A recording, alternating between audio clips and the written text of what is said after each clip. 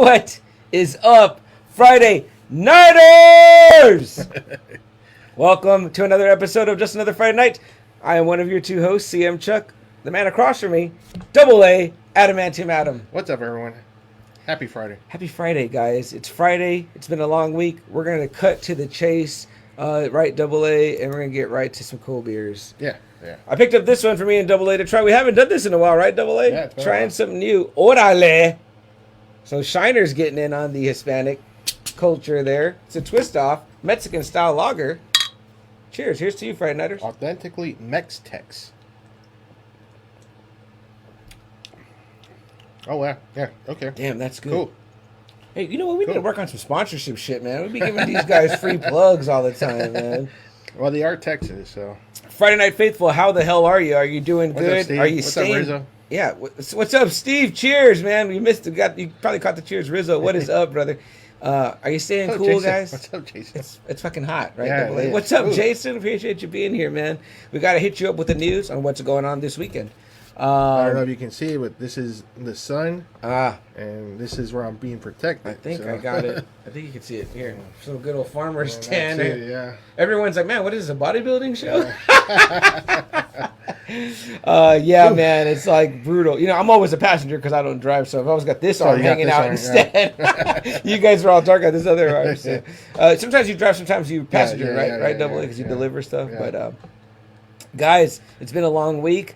There's been a lot of pop culture stuff going on, from trailers to movies to music, kind of, if you talk Kate Bush and Stranger Things, right? Yeah. Our good friends at the Christmas podcast, Totally Rad Christmas with Jerry D, and 'Tis the Podcast with the Elves, Anthony, Julia, and Tom. They're trying to stay cool by keeping in a Christmas mindset. I hope it's working for them, because I don't know if it's working for us, right? Double You know A? what, like I said, I go up to Austin a lot, Georgetown, Leander, and all those, and it's hot up there, but it's not as humid as it is down here in San Antonio. It's weird, right? Just an hour away. An hour and a half away, and it's a big difference is going up north. I mean, it's like, seriously, I don't sweat as much when I'm up there as I do down here. It's weird. I hear you. Steve, is that you that said it's been a little different, but I'm back? Different how? If you don't mind. I mean, I know it's maybe not the forum to say so, but if you feel free, how about I learn how to talk? If you feel free to share, thank you. Maybe Double A should fucking do the talking. I should shut the fuck up. No. Yeah, learning how to talk. It's been a long week. Usually I know. This is not my first booze of the night either, so there's also that. This is my second one. So. There you go. Right, Double A likes to have one to warm up before we get going. Then he gets going too. So, yeah, man. Double A, let's talk a little bit about the world of pop culture news, man. Adrenalize me. It's been a bunch of good, cool stuff. It was a lot. The first one I can think of right off the bat was Black Adam. Oh, the trailer looks great. I can't wait to see Pierce in the Dr. Fate costume. Mm-hmm. I'm still a little skeptical. About The Rock? Yeah, because he looks great, but it's just, I love the character so much. And yes. They did change the origin story. Because I think they changed it in the comics to him being a slave. Oh, really? In the original one, it was just he was a prince of Egypt that got granted powers. Where here he's a slave. Was it also by the wizard Shazam? Yes. Oh, okay. Yes. Okay. Yes. But he was imbued with the Egyptian gods, whereas nice. Captain Marvel is the Greek gods. Okay. So he has like the equivalent of whatever the Greek strength is, the Greek speed. Yeah, so interesting. Yeah. So you think they switched from that, or they're going more with that? They're going with the New 52 origin story, but it's just like the dude's a badass. He's like a serious badass that doesn't really take shit. He pretty much does whatever he wants. I'm just hoping that The Rock doesn't play it too hokey. Well, they got that great line in the movie where it says, the world needed a hero. They got Black Adam, and then he says, they're like, heroes don't kill. He's like, I do. Yeah, I just like that. I was like, I think people were like, right away when Jess heard that, like my girlfriend, she was like, looks badass. I was like, yeah, right on. Okay. Steve says, yeah, see, I have so much family stuff going on. We hear you, brother. Hey, Steve, always feel free to reach out to me, man. A private message. Happy to talk. Happy to get together and have a brew with you and just, shoot the shit, man. I have heard there's a lot of shakeup at your workplace. I do get some insider info still. I'd love to shoot the shit with you about it, man. And anything else, we're here for you, brother. The Friday Night Faithful and just another Friday night, always. Facebook user says, love the live stream. Yeah. Guys, you are allowed to grant StreamYard permission to show us your name. I don't have the link. Damn, I always forget that. You know what I mean? But go to Facebook. I think you go to Facebook. Let me get the link for you guys, and you can post it up there, and you can give StreamYard permission for me to see your name when you're commenting here, because right now I can't. It just says Facebook user. So yeah, we don't know, and we like to acknowledge. We love to acknowledge. So whoever it is that Manny that said love the live stream? Someone says, "What's up, Nightwing Junior?" Question mark. I mean, yeah. Oh, it's hey Chewy. What's up, Chewy? We appreciate you being here, brother. Long time no talk to, man. Yeah, Nightwing Junior. I'll take that. You know what I mean? Unless you're talking about Double A, But we love Nightwing here at Just Another Friday Night. Nightwing. He is. Yeah, that's it. Some of the other maybe Batgirl. We give Batgirl a little bit, very little. Sure. We like Alfred. Alfred's badass. And Ra's al Ghul. So pretty much everyone except for Batman. Yeah. He can get fucked, is what we say about that. There you go. Hey, Manny in the house. What is up, Manny? We appreciate you being here, brother. I thought that might have been you with the Nightwing Jr. comment. Guys, yeah, put it at the end of your comment. But yeah, you can grant StreamYard, again, permission to give us your name, to see your name here. I'm going to actually try to look it up right here. Is it something that I asked for? Like when they join in? Is it something that pops up? It's something that, I don't know if it pops up when they ask in, but look, I'm going to just copy it right off my good buddy Zach here from Collecting Weekly. He always posts this up. Please grant StreamYard permission. Yeah, please grant StreamYard permission to use your name. Yeah. What are you laughing at, Rizzo? Are you laughing at my plug for for the Collecting Weekly? There. Look, I just dropped it in the comments there. I'm going live using StreamYard. Before leaving a comment, please grant StreamYard permission. Click on that and do it there. Look, I'm going to toss it up here for you guys right there. Toss the salad, yo. The Batman comment. Well, we're never shy about that. Chewy, man, we love you guys being here. Appreciate that. Yeah, but man, that Black Adam trailer looked great. It looks like Dr. Fate's gonna try and be an ally. It looks like. I'm not too sure. But I mean, the movie looks great. Hey, Hawkman, man, right? Hawkman too. Cool. He looks badass. Finally, we get some more Justice League members. They didn't shy away either, right? They didn't say like in the trailer we're not going to show you it. They just showed it. It's like a lot of people don't care probably for Hawkman, but we were watching the Super Friends. Mm-hmm. Hawkman was a big part of Super Friends. So whenever I see like the Justice League, it's like my mind goes to Super Friends. Yeah. You need those characters.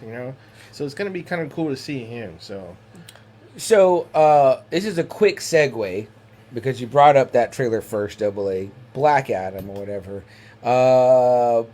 We will do one other show before Father's Day, but. Oh, yeah, Father's Day. I found this, and I wanted to give you an early Father's Day gift here for me, for you to enjoy with all of us here in the Friday Night Faithful, because I saw it, and I said, man, I know you don't really collect figures anymore, but you got to have this one, man. And what's cool is that it's from McFarlane. Exactly, what we talked about last week. I said maybe I can give you the bug a little bit, but as you have told me before, I wanted it for myself, so I was like, man, I don't know. I know a lot of great dork daddies, but Double A, you're by far the greatest dork daddy that I know, my brother. So put that in the screen there for the old Friday Night Faithful to see. It looks badass, I think man. too, McFarlane had just kind of revealed this on his Instagram. Is that right? I think so.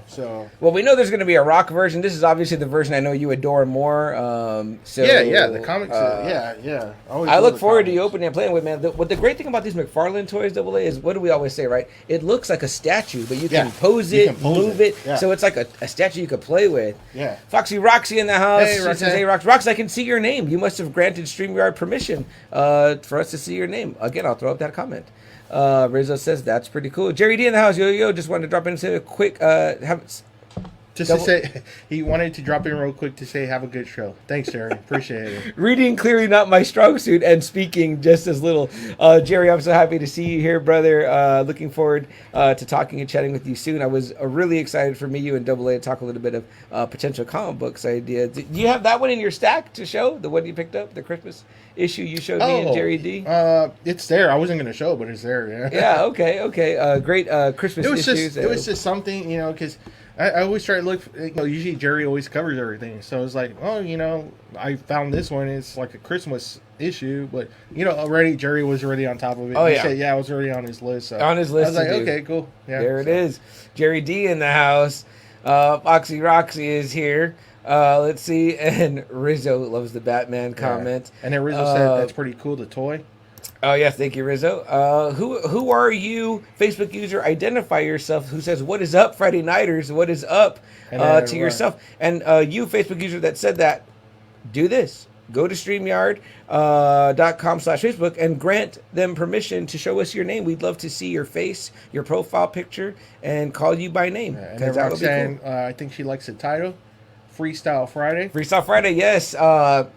We don't need to bury the lead, right, Double A? I mean, guys, we don't have a specific topic tonight. Yeah. We just wanted to get together, really, and hang out with you guys. It's just so much stuff has come out, and we're just kind of like, we can talk about that, just about, Right. We're kind of in between. Like, a lot of stuff started but hasn't finished yet, so we're not talking about it yet, but we are going to definitely talk about it. As I said in the write-up, we are going to cover Obi-Wan. Not tonight in detail. We'll talk lightly about it. We're going to cover The Boys Season 3. Not tonight in detail, but we're going to talk lightly about it. So we'll hear a little bit of your thoughts, and we'll talk about what we've seen thus far, but obviously those things are not finished yet, and those are two things that are no doubt we were going to cover in a full episode, probably 3 hours each, I have no doubt. So we look forward to having you there.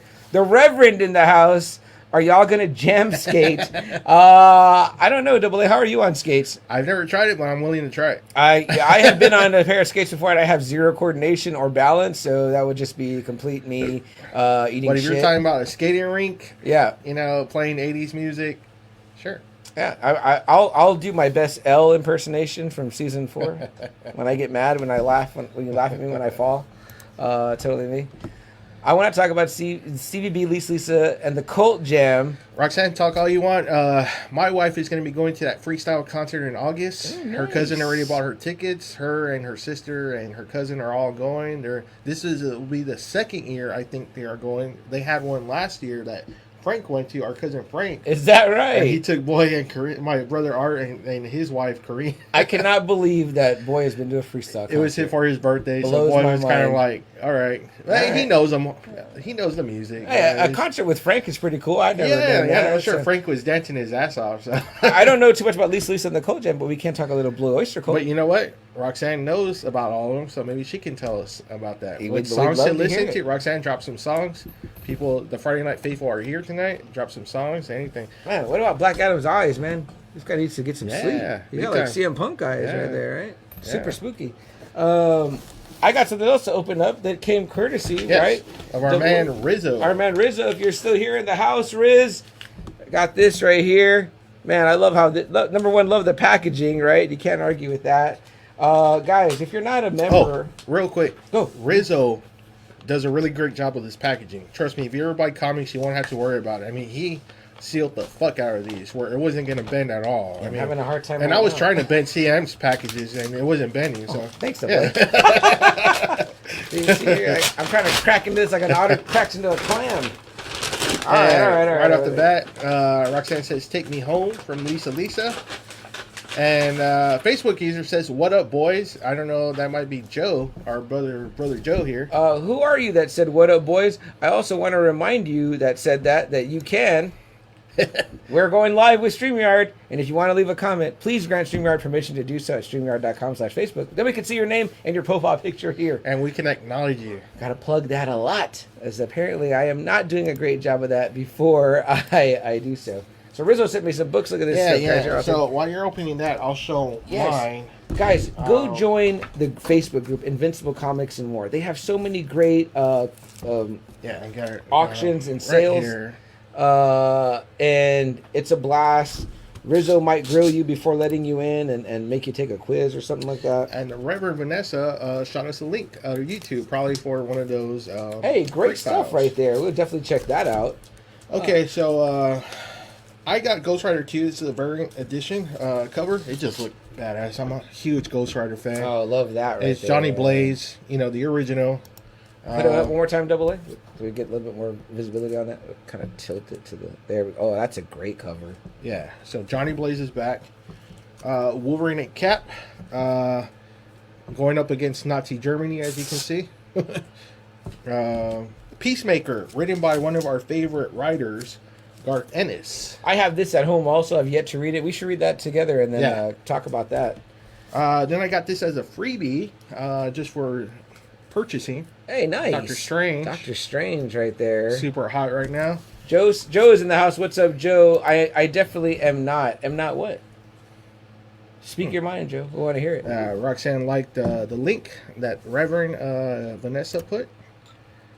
And badass probably to the Ghost Rider top cover. And then it says Tanks Chuck. You're very welcome, whoever you are. And then this one, I got this Moon Knight. It's black, white, and blood. But honestly, I got it because Bill Sienkiewicz did the art. Bill Sienkiewicz is famous for Moon Knight. Okay. That red cover that you like so much, that was Bill Sienkiewicz. Yeah. So he came back to do this Moon Knight cover. So and you know what, Double A? I thought it was Sienkiewicz. That's the way Liefeld pronounces it. So I'm just going to go with him because he probably met the guy numerous times. Knows him. Very wise. Very wise. Double A is an avid listener of you know what? Oddly enough, we're speaking about Mr. Rob Liefeld, and we got some of his great art right here. Look at this. Yeah, and I think Rizzo posted, left it just for me and CM Chuck. Posted Rob Liefeld comics. So if he did do that for us, Rizzo, thank you, Rizzo. Thank you very much because I do love his Captain America. This is an iconic cover of Cap. It is a very iconic cover. Yeah. Oh, and real quick before CM shows it off, I did buy this at Alien World for $20. Real cool. It's the original art from like the 50s, the Vault of Horror stuff. Just really cool classic horror stories. There's the Vault Keeper, the Crypt Keeper, and the Old Witch. You can't. I never get tired of seeing these. Yeah, it's just great. Show the back cover too, which is also great. There's the old art right there, and it has these issues in here. These are from Dark Horse. Dark Horse has the rights to this now. These are the old EC comics. Yes, right? but it's the EC archives. Yeah. So these are really cool. I love this a lot. These old horrors. So yeah. So some more great stuff I got. Oh, let's get to them comics there. Real quick. Joe in the house. Damn it, I got some new stickers too. Lucky got some stickers made of Rizzo's Now Watch This design. I want one of those bad boys. Sign me up. I got to get to y'all. Cheers, my bros. Cheers, sir. And then orale, we're drinking the orale right now. Your boy and your beautiful daughter fucking tearing it up. I saw that she might be trying to cheerlead now, so to you and your family, Joe. Joe's gonna have the whole squad out there. He's gonna have 2 guys on the field and the one in the cheering section. And Rizzo, like the way I pronounce Bill Sienkiewicz. There you go. See, I know Rizzo would know too as fellow artist. And yeah, I put this up for y'all. I knew you did, Rizzo. I knew you did.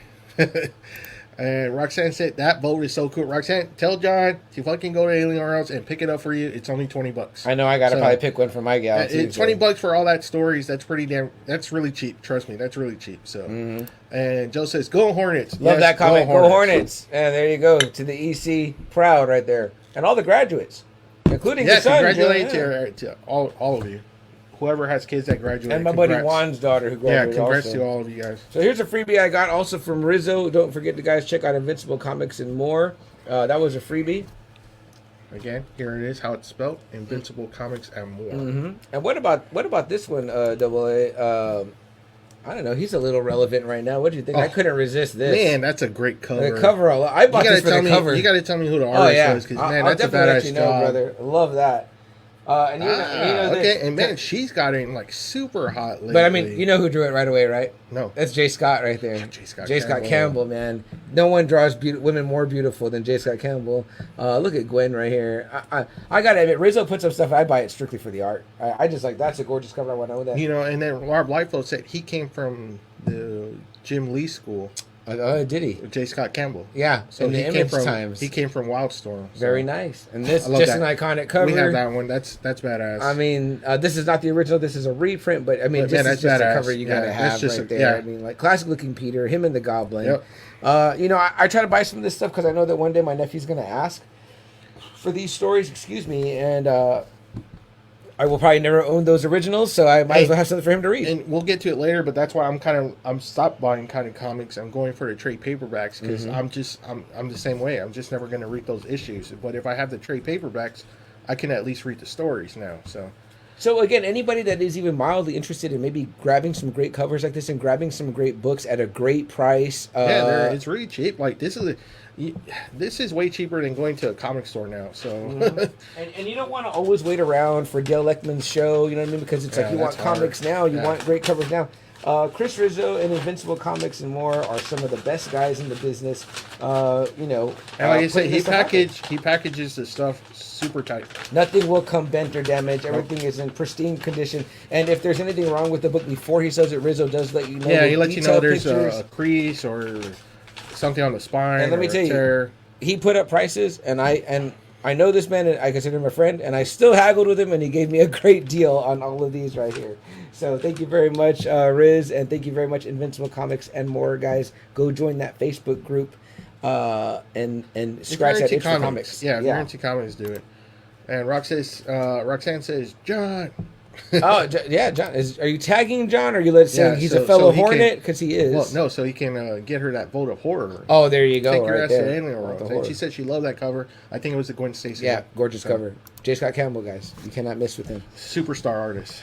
Double A, so let's move forward. You talked a little bit about Vault of Horror, which made me think about scary stuff, right? And who else did we get trailers for from this week? We got two kind of iconic horror properties, iconic horror families. Horror comedy, I guess, that were dueling at the time. Which one do you want to talk about first? You want to talk about the original, or you want to talk about the Munsters? Let's go with the Munsters. Right? I love the Munsters. I've always been a huge fan of the Munsters, probably more so than the Addams Family. I just love that. I just love the Frankenstein. You know, the Frankenstein bride. I think that's what Lily. Well, Lily's a vampire, right? I guess because Grandpa is like a Dracula. I just assumed she was Frankenstein's bride because of the streak that she has. Right. Just always assume that. And I know I said a Dracula, not a vampire, but Grandpa pretty much is like dressed like Dracula. You know what I mean? Sorry, Roxanne. She liked the Obi-Wan cover. Oh, very nice. Thank you, Roxanne. And Rizzo says, I'm working on a website, so iccomics.com is coming soon. Cool. We're looking forward to it, Riz. Let us know when it's up. Yeah, I just always thought it was cool. And Eddie, was a wolf man, wolf, and somehow they had Marilyn, that was like a human. Their cousin. And what about niece? Uncle Gilbert? Yeah.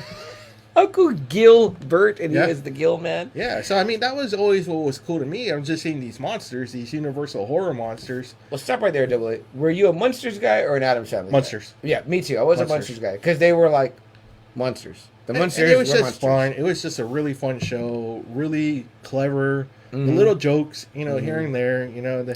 They can never understand why their ugly niece could never get a the super gorgeous Marilyn, right? Yeah. What a great name too for her, right? Marilyn, and she's this blonde bombshell. Yeah. Fred Gwynn, right? Yes, Fred Gwynn.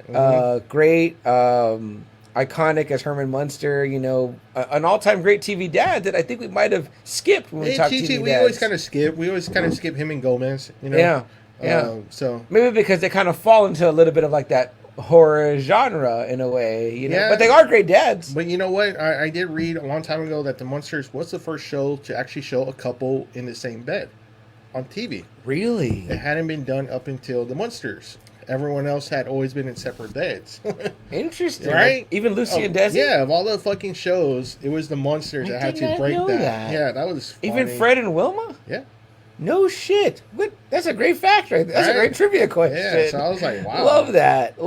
Okay. Yeah, so, but I, along with a lot of other people, am kind of nervous. I don't know what the hell Rob Zombie's going to do with the property.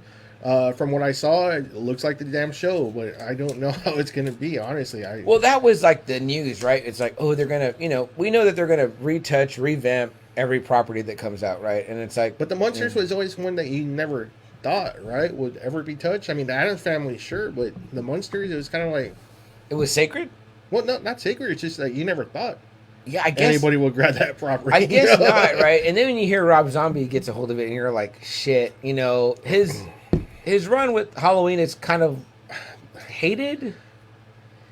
It's fine. I think people like the first one. Yeah, I do like that he picked Tyler Mane. yeah, He did look fucking super scary and as big, Michael. like a big Michael Myers. That was cool. What I didn't like about the movies is that he gave him an origin story Right. to sympathize with. Yes. Where John Carpenter was like, no, he's just The I shape. don't know, just fucking something happened to this little boy, and he was gone.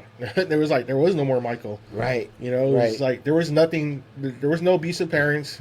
There was no trailer house. You know. Yeah. It wasn't any of that stepfather bullshit. You know, it was just he's 5-year-old and he just fucking snapped. You Right. know?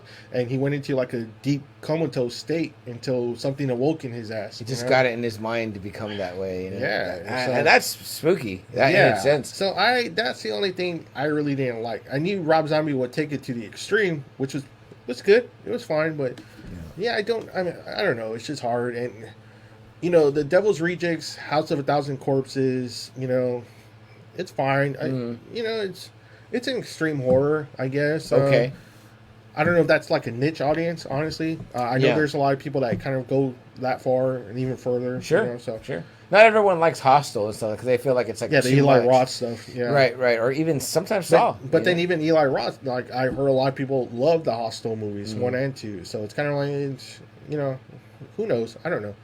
His directing's fine. It's not bad. His directing, it does make you feel nervous. Like when you're seeing the scenes, it makes you feel unnerved. You know, he's a good director. The writing's not too bad. I mean, it's horror, so I mean, it can't be bad. I mean, it can't be terrible. But what do you think about what he's going to do here at Double A? Because he's taking a beloved property. So he's using his same cast. He uses not his horror shit.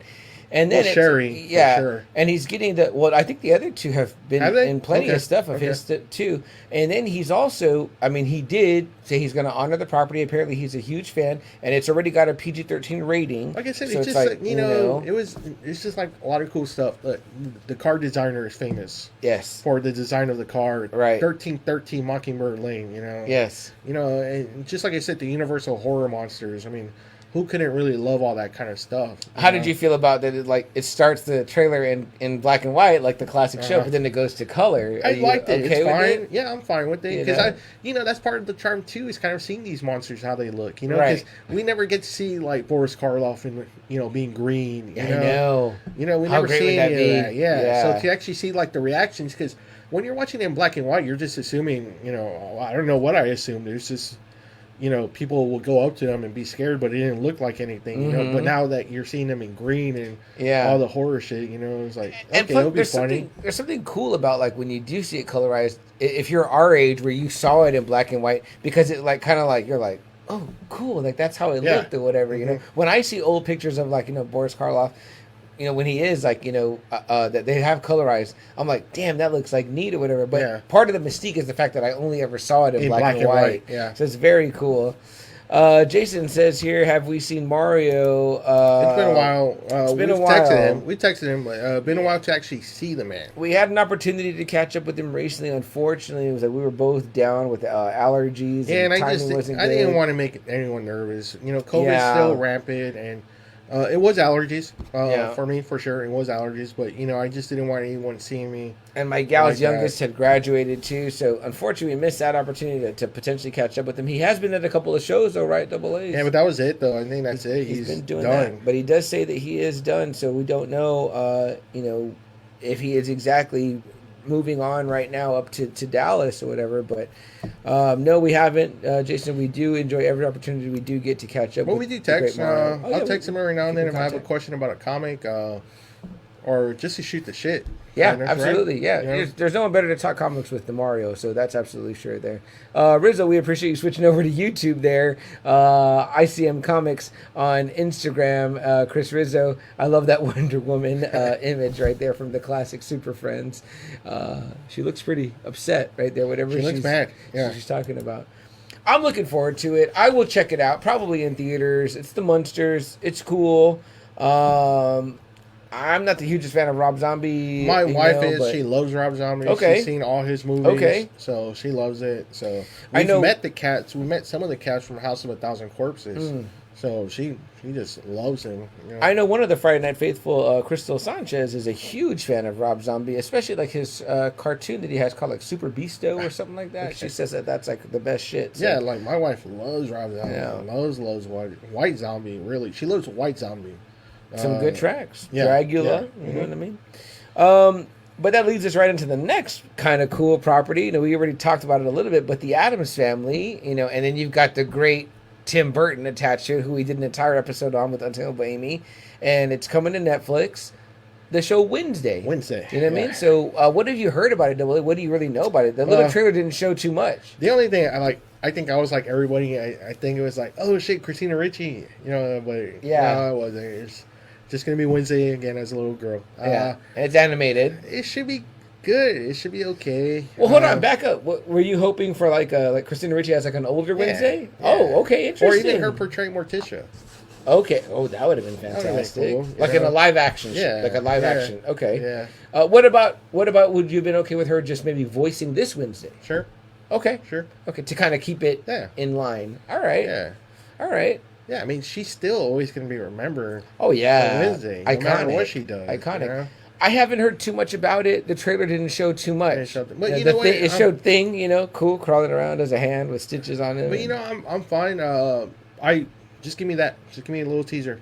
I'll be fine with that. Okay. I'm excited. It's Tim Burton, you know, with the Addams Family. You know, it seems like a perfect matchup. We were talking about perfect matchups last week with Image. Sure were, right? You know, with Garth Ennis. You know, maybe working with Tom McFarlane, that'd be like a dream. Oh my gosh, cool. hell yeah! You know, and it kind of feels like, is this Tim Burton's kind of first foray into like the shows? Like everyone is barely getting into like the streamers, right? Like, okay, I'm gonna do something with Amazon Prime. I'm gonna do something with Netflix. I'm gonna do something with. I think this might be Burton's first real. I think it is, dude. And I know this is like that wasn't even on our list to talk about. But have you seen that trailer for that great shit that Guillermo del Toro is gonna do?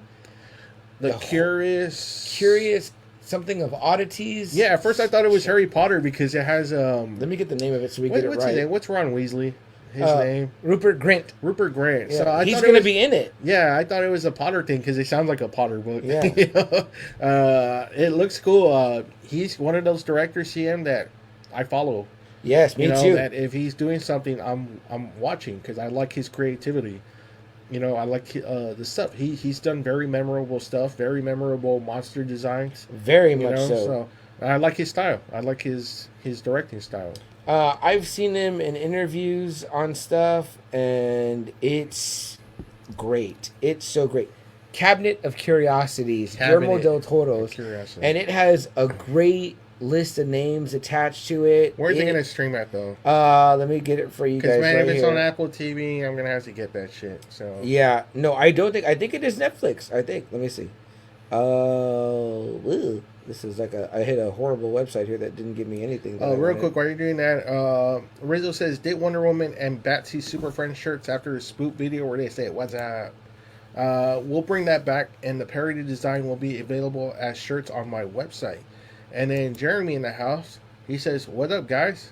What's up, Jeremy? Jeremy, what's up, Jeremy? Jeremy, where are you joining us? Oh, it looks like you're joining us via YouTube because we just see the J there. Okay. Jeremy, you know what? My beer ran out, but I'm going to go ahead and open up another beer. You want one? No, I'm good. I still have some. Jeremy, congratulations on your graduation, sir. You did it right. You did it clean. You made us proud. So here's to you, buddy. Super happy. Great to celebrate with you. Was it last weekend? Yeah. I can hardly remember. And your YouTube video just keeps going up, too. Absolutely, man. You were great on that Scream episode. It keeps going up. More Scream to come, we hope, from you and from the Scream franchise. I haven't seen the new one yet. Have you seen it? Okay, no. Well, I've seen the new Scream, but did you see this new Scream news? No, I did not see new Scream Nev news. Campbell said she will not be in this one. Really? She says the offer to her was ridiculous considering the attention she's brought to the Scream franchise. Like she was insulted She by was it. insulted by the money that they were throwing at her. So she said she will not be a part of Scream 6. Wow. Okay, so here's something really interesting, right? Let's just bounce back real quick, guys, to Guillermo del Toro's Cabinet of Curiosities, right? Let's see. So it says here, I'm looking at Collider. Netflix unveiled a creepy new teaser trailer. One of the first names that So popped out Netflix. of me, Netflix. Okay. One of the first names that popped out of me, right? We have heard nothing about the Walking Dead movie, but guess who's going to be in this? Who? Andrew fucking Lincoln, fucking Rick Grimes himself. Finally, I can't even think of something he's been Wow, but he acts? Well, fuck, I thought the motherfucker's been on vacation, you know what I mean? So him, that's great, right? A bunch of other great names got attached to this. Shit, let me see here. I'm trying to grab some of those names right besides his. Rupert Grint, we just talked about. Yeah, F. Murray Abraham, Ooh, who was yeah. just Khonshu. Moon Knight and Khonshu. Of course, Andrew Lincoln, I just said him. Ben Barnes, who we know Barnes. from The Punisher. Yeah, Jigsaw. Jigsaw, fantastic actor. Let's see here. Peter Weller? RoboCop? RoboCop's going to be up in fuck? that shit? All right. Damn. Crispin Glover? Crispin Glover? I know, McFly? a known recluse and like a weird guy on He set. pops up every now and then. Yeah. So, I mean, it's going to have a great cast. Who else is there? It says Eric Andre. Tim Some of these Blake? people I don't Tim know. Blake is good. Tim Blake played Okay. leader in The Incredible Hulk. Oh, no shit. Okay, Yeah. very nice. Yeah. And he was in the one with Clooney. The one that, Oh Brother, Where Art Thou? Oh, Brother Arthur. Yeah, and With John he was Turturro. also in the other one that everyone liked, the Western one. Yes, that's right. Fuck, what's that Western on one Netflix, called? right? Yes, somebody hit Yeah, us I up can't with that. remember. And he's great in that one. Yeah.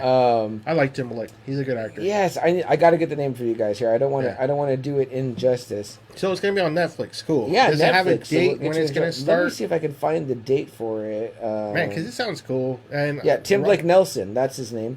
And it was The Ballad of Buster Scruggs, The Ballad, which is yeah. a great. Did you watch that? No. Oh, you would love that. I'm It's sure. so good, anthology style. It's wonderful, wonderful. And he's also in The Watchmen. Watchmen, He's yes. the Mirror. Whatever. Yeah, I can't remember. fucking shit. I can't even think of anything right now. Wade Tillman is his name of the one character, but his mirror. What do they call him? God damn it! Looking Glass. Looking Glass. Looking Glass is what his name is in Watchmen, and he's excellent in that. So excellent in that. Well, let me see. Let me get back here to my notes on. I call them my notes, like it's mine, right? Sometime in 2022 Okay. So is this what Collider year. says. So this year. Okay. But it's a great trailer. We'll post it up on the Okay. on the group, the Friday Night Faithful, if you're not a member. Speaking of Netflix, something I'm super excited about. Finally, we got a date. August 5th. The Sandman is finally Oh debuting my on god, Netflix. that trailer, right? Double A. I'm super excited. The beginning looks just like it came out of issue 1. You're the biggest Sandman guy. I know. love Sandman. But Man. you lent me that first book, and I remember specifically when they showed that image in the trailer of him kind of laying Oh, down with man. the mask. I was like, on. holy shit. How I did was you like, feel about the voice? I liked it. Because I had a way I thought that Sandman sounded in my brain, and I was like, that's kind of it. Like, I liked it. You know, I'm getting goosebumps right now just talking about it. it looked pretty just cool. thinking about it. You feel good on the casting. The I'm guy fine with looks. I'm fine with the casting. Morpheus. Yeah. I'm fine with it. You know? I remember Joseph Gordon-Levitt. I would have been happy if he had stayed on, shit, dude, been but great. you know what? It's fine. The one that they're giving a lot of shit to is the chick from Game of Thrones. What's her name? The big one, the knight. The one that they knighted. The actress. Gwendolyn something. Damn it! I can't. Let me get her. They're name too. giving Sandman a lot of shit because they cast her as Lucifer. In the comics, is it a male? Well, or? no, like Sandman specifically. I mean, Neil Gaiman specifically says there's no male or female. Gwendolyn Christie. He said in his comics, it's not really male or female. I mean, it's an angel, right? Yeah. They're not human. Okay. You know what I mean? So they're what are people archangels. saying? They wanted something. They wanted a else? male. But Stupid. if you look at her, I think it's bold. If you look I at like her that. and you like the way Sam Keith had drawn Lucifer, it looks great. Yeah. It's perfect. You're a Sandman guy. You're okay with it. Yes, I'm fine with it. Lucifer is blonde haired, white. She looks perfect. I love it. And Lucifer doesn't stay on very long because eventually Lucifer does get his own spinoff. And that's kind of where you get the show. Oh, so Lucifer. everybody wanted him. They wanted. I think him. everybody Oh, wanted come him. on. But if you see Sandman, hey, Boston, yeah. If you see the Sandman comics, he doesn't look anything like the comics at Okay. all. You know, so I'm super excited. I love it. If they do that Dr. Destiny book, whoo-wee, that story, it's a fucked up story. That's going to be ugly to see on TV. Honestly, that Dr. Destiny is it was like a C-list villain in DC that Neil Gaiman like immortalized in like these 2 issues. Okay. Where he became like an all-time great. It's one of those where a really good writer took that obscure character and just showed what he could do with that power. Almost like how somebody finally grabbed Wanda.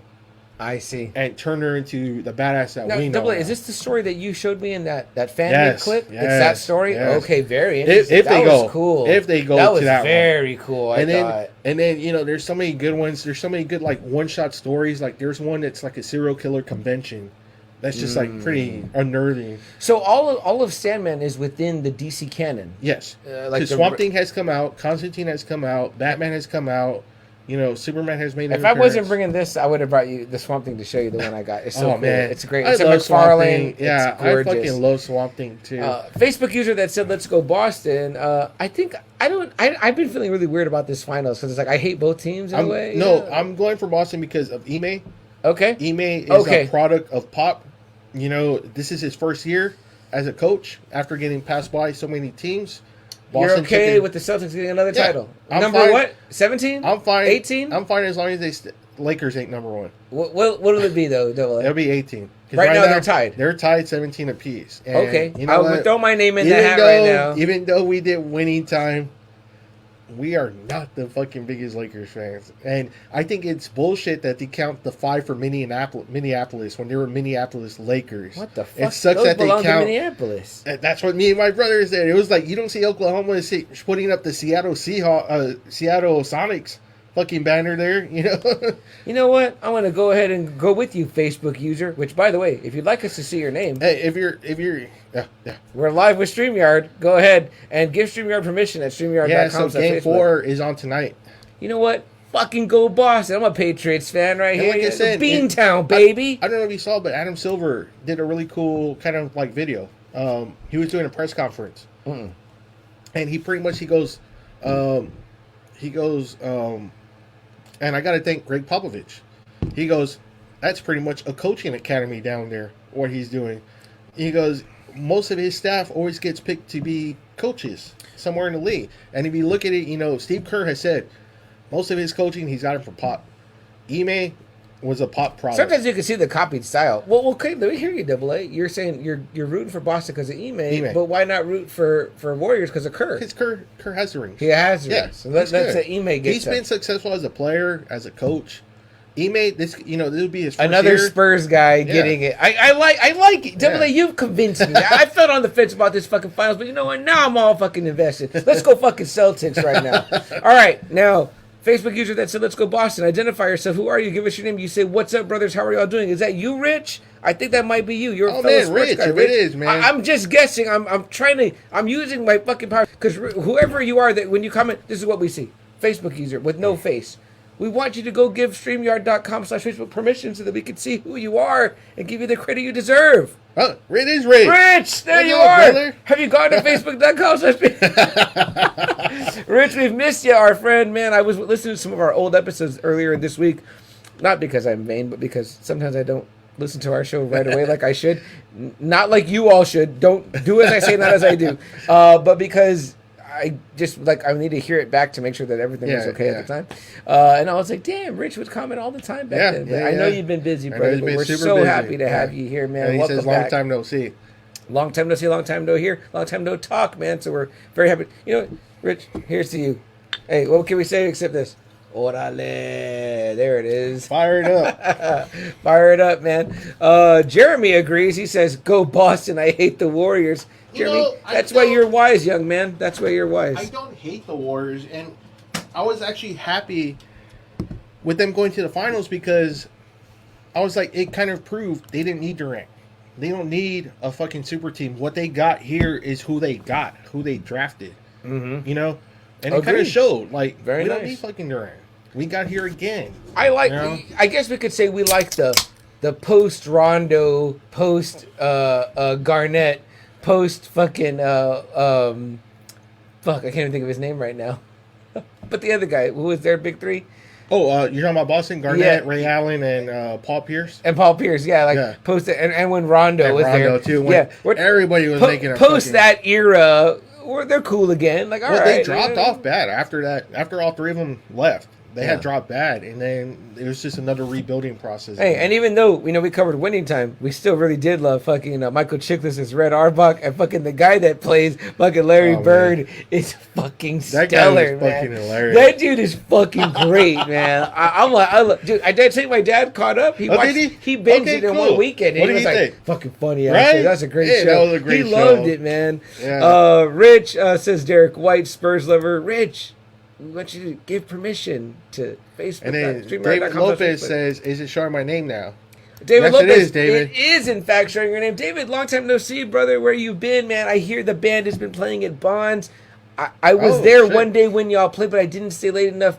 I didn't realize you guys were on the night. I left, but there's some stickers there at Bonds Rock Bar on their tip jars of Just Another Friday Night. Go give them a scan. You guys know I will always shill our shit. So, David, I hope you're doing well, brother. We're glad to have you here in the house with us. Please let us know. Feel free to post some dates, man, when you're playing in a local venue. We're happy to get over there and check you guys out. All Sides Equal band is the band name. And Rich says, I am doing that as we speak. Yeah, I work overnights, and Friday is my night to work. Hey, well, keep kicking ass, Rich. Rich, let me say, nothing inspires your fellow coworkers and the people that are coming into your place of business, if that's the type of business it is, than listening to the Just Another Friday Night podcast on, in fact, Just Another Friday Night. And if you are so inclined, Rich, I would encourage you highly to pick up one of these mugs right here. See that? That's Just Another Friday Night podcast mug, available in several different colors. You can scan it, go right to our website, hit all of our social media links, follow them, share, follow. Rich, send me a private message, Rich. Tell me where you're working at, man. It's been too long since I've promised you shit and have not brought it to you. I will go to your place of work and drop that shit off personally, brother. I'm a bad podcast host. Don't let me be that. I want to be better. I want to be better. Cheers, brothers. Thank you so much. Cheers. Cheers, Rich. Let's cheers to that. Good job kicking ass tonight. Mm-hmm. Rizzo says, I'm for the Warriors. I like Steph and Clay and Steve, and Jordan Poole is a new Splash brother. I'm fine with them. Steph doesn't really talk shit. Clay really doesn't talk shit. Steve's always pretty damn good, too. But I know you hate Draymond Green. I don't like Draymond Green. Absolutely. That piece of shit fucks up the whole team. Yeah, he does. I like Steph. His stupid technical fouls comes at the worst time. His fouling out. This guy talks like he would have had rings on his own. No one's building a team around you, Draymond Green. Nope. You're trash, bro. Get the fuck out of here. Nobody wants you on. You're just there. Yeah. I want Steph to get more rings than Bron. Okay. I mean, it's just like a rando wish to me. Sorry. How many is that for LeBron? I think LeBron has 4. I don't know. That guy's a loser, too. David says, yeah, I miss y'all guys, too. Glad y'all still rocking out. Love the show. Thanks, David. Thanks so much, David. We appreciate you, man. Rich says, I will talk to y'all soon. Back to work. Hey, there you go, Rich. We see you, man. Looking good as always. Way to go, Rich. God bless and continue to bring great content. Man, thanks, Rich. Same to you, brother, man. Yeah. Hey, don't forget, DM me that workplace. I'm going to come out there, man. I owe you some shit big time. I know that. Thanks, Rich. Keep kicking ass, brother. Rizzo says, I want you to be better too, see And then Jeremy now. Come on, Jeremy. Back me up, damn it. Jeremy says, I do like Jordan Poole mainly because he was at Michigan and was a big part of the team Wolverines going to the Final Four. Man, Jeremy, shit, you keep up with all that bullshit. Yeah, Jeremy's my sports guy or whatever. Your brother boy long accused me of using Jeremy to plug my fucking picks in football pickups, which was complete shit. That's right. If there's ever a pick where I pick against the Saints, Jeremy didn't help me because Jeremy will always pick the Saints no matter what, which is fine. I pick the Patriots all the time. So great shit. We're so off topic. We veered way from the Munsters to here. This is a freestyle talk. Absolutely freestyle. Rich says, okay, I will. Y'all take care. Take care too, brother. Have a great night at work, man. Keep it rocking and whatever, and keep Just Another Friday Night playing if you can. Shit, double A. So that was a long way around the patio. Yeah, we're Rizzo says, hell yeah, Jeremy. Who that? and here they agree on football teams, of course. I forgot about that. So Sandman coming out. We got Black Adam coming out. We got Wednesday coming out. We got the Munsters coming out. It's just. Did we see another trailer? Yeah, we did. What was it? Now I do know. Oh, well, I do know it's probably not the one you're thinking, Mm-hmm. but Kevin Smith did come out, says part 2 of He-Man is done. I think he said news. it's done. Wonderful So, news. Jerry we'll D, see. where you at, brother? We'll see a continuation of that. I loved So, that. We both loved both yeah, it was parts, fun. right? It was great. And Jerry D came on, did a great episode with him. I'd love to talk more He-Man with Jerry D. So let's do it. Let's do it. You know what I mean? So I that was love the other news. But we had one more. I feel like we had one more trailer we talked about. We that did. It was Black Adam. You guys out there in the faithful, let us know, what was the other trailer that came out that dropped that was kind of important this week that everyone was kind of buzzing about? Obviously, the Stranger Things Part 2 of this Season 4 came out. Amazing. Everyone has been blown away by Stranger Things. Double A, I so desperately want you to catch up so we can talk Stranger Things on this show. I'm almost incensed to beg other shows to let me on their Stranger Things episodes. Where's my man Anthony Caruso tonight? I'll talk with that guy right now. They got to have some shit coming up, and I want to talk to them about it. But tonight is it not Jurassic Park night, Double A? Today, Jurassic World. Where are you at with that? Are you in? I didn't like the second one of this new sequel. I liked the first one. I didn't like part 2. I thought part 2 was stupid. This one looks cool, though. This looks like an Avengers Endgame. We're getting the cast. Everybody's right? here. Everybody. Jeff Goldblum's there, y'all. Oh, man, what's his name? Sam or the one who plays Alan. Sam Neill. Sam Neill. Man, I love Sam Neill. Shit, I was happy that he's gonna be back. I loved him since The Hunt for Red October. Yeah, he's just a badass actor. And Laura Dern. Yeah, Laura Dern's back. I mean, that's like them. You know what I mean? I did hear that the little girl got out of acting. She was like one of these she's one of these child actors that like quit acting, like retired from She acting. came out in the Lost World for a little bit. Really? Yeah. Okay. But okay, yeah, I guess so. Yeah, I guess yeah. And then I don't know if you know, but the boy played John Deacon in Bohemian Rhapsody. No shit, I did not know that. Okay, very nice. My brother told me, I was like, what the fuck? Will Jeff Goldblum lay down with an open shirt like this? Oh, shit. And he's still in good shape. That dude. He doesn't age. In really good shape. I think he's a vegetarian. My girlfriend and my sister are both like, oh, he's hot. I'm like, Jeff Goldblum's hot? I'm like, Man, the fly? Okay. The fly is yeah, high? he's always a fly to me. Shit. So I'm like, All fucking gross. But I do love him, though. I have gotten to meet him face to face. Oh, it wasn't a great experience, so not him. Okay. Not him. It's just the way the fucking Alamo Dome and Alamo City Comic Con fucking fucked me over on that one. You had to get a fucking ticket or whatever. So he told me, okay, it's on the other side of the Alamo Dome. Mm. So I went over there. They told me, no, it's over here. So I went back. Then they told me, no, it's over there. Then I went over here again. By the time I fucking came back, I was sweaty and hot. And the guy who told me to, I forgot to tell this part. When I was on making my second trip back, he goes, hey, when he tell you, let me know so I can know what to tell people. I was like, are you fucking kidding me? So that's the fucking worst. I squeezed in. They squeezed me in before he was going to do a whole hour of like photo ops and the panel shit. They let me in there. I was fucking out of breath and I was just like, can you please sign this, please? It was the Fly poster. Jeez. And he did it. He signed it and everything. But I mean, it wasn't like the best experience. No anecdotes. No, because by then he was already in a rush, and I was fucking mad. I was tired. I was sweating. And that was an Alamo City Comic Con? Yeah, fucking Alamo City. Hey, we're not afraid to put shit on blast here on this show, so that might be why that show is now defunct here in San Antonio. Yeah, so it was kind of like it could have been a greater moment, and it should have been a great moment, and it wasn't. Don't have your staff asking the people that are asking for help to let them know what they found out when they got it. That's shit.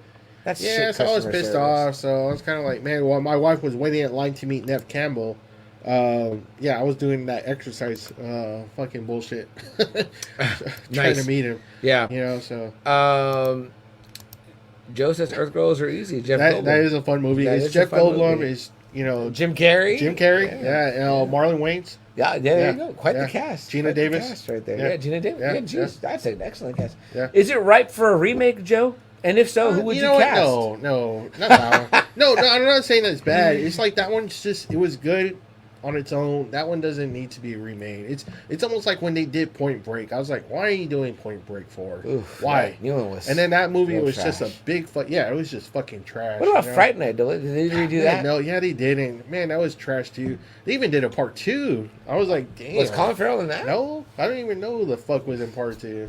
You know, as 80s guys, it's hard to really see our 80s properties get rehashed. It's like Friday the 13th. Okay, bring that one on. Halloween, bring that one on. You know, those fucking franchises that are long. Okay, yeah, redo it. You know, fine. I'm cool with it. But when you do something like Earth Girls Are Easy, or, you know, you want to do that one, no, please don't. Now, Double A, do you like better when they do things like where they continue the story and you get like an old Laurie Strode and you bring back Jamie Lee Curtis, or do you prefer when they, like, you know, obviously the Michael Myers character doesn't age, when they do like a good reboot? Because I feel like Nightmare on Elm Street could have got a good reboot. It should have got a good reboot. Because the story's still cool and you can still make cool. Almost anyone look like Freddy. It's this fucking child killer that somehow becomes a fucking demon. Yeah. That haunts you in your dreams where you don't have control whatsoever. It's kind of like, man, that's fucking scary. Spook. And, you know, you have something like Friday the 13th where it's like, what the fuck? What is Jason? You know? Yeah, the Friday the 13th reboot has Jared Padalecki in it. Yeah, right? I liked it. I remember thinking it was cool. I liked it. I was like, fun. this one's kind of solid. You know what I mean? It was kind of just it knew what it was. You know what I mean? Don't fucking try to make it something complex or nothing. It's a Friday the 13th fucking movie. Yeah. Those movies aren't seen as classics. You know that. I want to get scared. But they're fun. I want, like, even if it's just jump scare, Yes. I want to be like, oh, fucking shit. Yeah. And, like, I remember feeling like I was kind of like that. And I also was like, oh, the Jason looks pretty good. Yes. Like, you know, what you're doing is you're taking that look is still there. That kind of look, they're not straying from that, but they're just like making it maybe with more, you know, like tattered clothes or a better looking mask, a bigger guy maybe, where more intimidating, more imposing. I'm like, well, I'm for that, you know, maybe nastier kills. You know what I mean? I don't know. It's just weird. It's like I was thinking too. I was like, could they do Die Hard again? And you know, because I've just seen that movie again. They've been showing it like crazy because I think of Bruce Willis's condition, I guess. Mm-hmm. Man, that movie is so fucking good. Like, that one is really, really fucking good. That's, like, really great action movie. That first Die Hard. That's a really good movie. And he does such a great job. Like he's not a big dude, but there's something intimidating about it. Like, the way he portrays John McClane. You know, that it's like, you kind of believe it. Well, he's really like your everyman in a lot of ways. But he's he, also fearless. But the way he carries himself in the movie. Oh, yeah. Like if... You know, like, he knows who he is. You know, he's the like, exchanges with him and Hans are like, I'm like, oh, like, I still watch that movie and those scenes, and I get like those tense. Movies are that movie is like really fucking good. Okay. I was like, wow. You're tasked with recasting. Fuck. You're tasked with it comes across your desk, Double A. You've got the Die Hard reboot, and you know that's where it starts, man. Really, when these reboots go bad is when the cast is shit. So who do you cast? Think about it while I read comments. Yeah, because like. You know what killed me about Live Free or Die Hard was Justin Long was on there. What killed me about the last Die Hard was that they cast that dude who played Captain Boomerang from the Suicide Squad.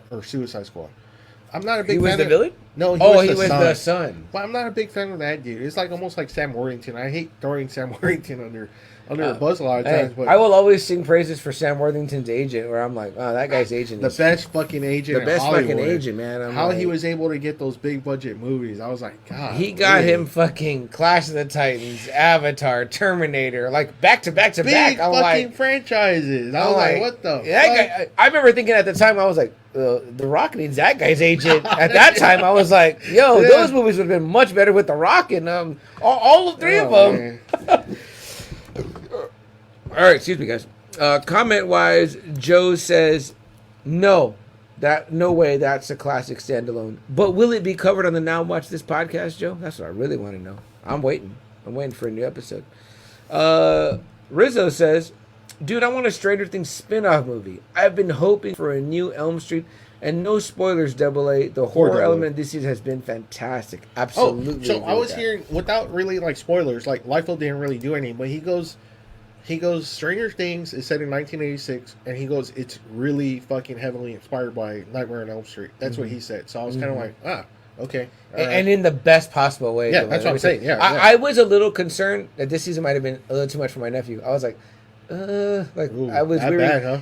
I was a little weary because right away I was like, this season is scary, is what I thought. Me and my girlfriend were both like, oh shit. He did finally watch it. He was gonna wait because he wanted to see both parts together, but he did finally watch it. And he loved it. Okay. He just said it was awesome. Right. And again, he's about to be 9. My daughter just loved those Fear Street movies. Oh, okay. She loved those. I need to show him those. She saw all 3 of them. I haven't shown him those. Oh, those are a little intense, no? She loved them. She's good. So, okay. Yeah. All right. Good stuff. Joe also said... because I think what it is like those movies were trying to recapture like the Friday the 13th kind of feel. Yes. The slasher movies. Right. And shit like that. So when you look at them now... I watched the first and second one with Jess, but I don't think I got to the third one. But you know what I mean? Like when you see those movies now again, it's like, they're fun horror. You know? They're not scary horror. Which is good. I like that. Yeah. What about this great comment from Joe? And he's right. He's right. We'll never see another Porky's or Revenge of the Nerds 80 types movie again. And you're not, because people are blasting these fucking movies because now it's rape. Now it's all this other kind of Me Too. At the time it was just like people gotta realize it's just movies. It's just fucking movies. Amber Heard shitting on the bed. Yeah, that's weird. I don't even Double A. Will we even get another American Pie? Even American Pie might be too raunchy now. I mean the whole because now they were complaining about the fucking Shannon Elizabeth scene. How in the movie she's supposed to be like 16, 17, whatever, and it's spread on the internet. Now people are like really fucking going deep and saying that that was child porn being played all over the internet. So I was kind of like, okay, when you're watching that, you're not really thinking it because obviously Shannon Elizabeth is not 17, so we're not like we're not thinking that but now people are dissecting these fucking movies too damn much. It's just a movie, and the actors are all over 20s. They're in their 20s portraying people 16, 17. Shout out to our boys at Collecting Weekly, also going live tonight. They were on with us, last week? What a great addition last week, right, man? Zach, he brought on... he brought on a few of their crew. Dean the Dream and a bunch of other guys that are really great. They subscribe to our channel. Guys, if you love toys, they subscribe to us. Great. We're at 80 guys on 81. YouTube. We're trying to get 81. Up there. 81. Yeah. Oh, nice. Very nice. I need to get back on there and check. But guys, if you love toys, and I mean really love toys, and you want to sit around and talk or enjoy a podcast with hardcore toy collectors, there is no better place on this planet, I promise you, than Collecting Weekly. I'm sure that Rizzo will vouch for that. I'm sure that Lucky from Now Watch This, the Dork Dad, will vouch for that. Those guys are fantastic. I have actually bought my favorite Nightwing figure that I own. I bought from Zach, the Ox Father, from Collecting Weekly, and it's a badass sculpt. I love it. We were asking questions then because we are toy novices, so I just love being in their groups, all toy groups, because it's so funny. Like you have guys that just like love box toys, that love toys be unboxed. Certain guys see a toy, they're like, let it breathe, like take it out. You know what I mean? Yeah, and I'm like, that's cool. My nephew, I've always opened all my shit. My nephew's torn sometimes. I tell him, hey man, I said, Mijo, you're a kid, man. Just I've always opened up all my toys. Before we move on to some more comments, man, that young man has a birthday coming up really soon or whatever. Like I said, he's going to be the big 9. One more year before double digits, double A. So I want to say happy birthday to you, mijo. I love you, bud. I cannot wait to celebrate with you tomorrow and all weekend long, and on Monday especially. So happy birthday. Happy birthday, Cal.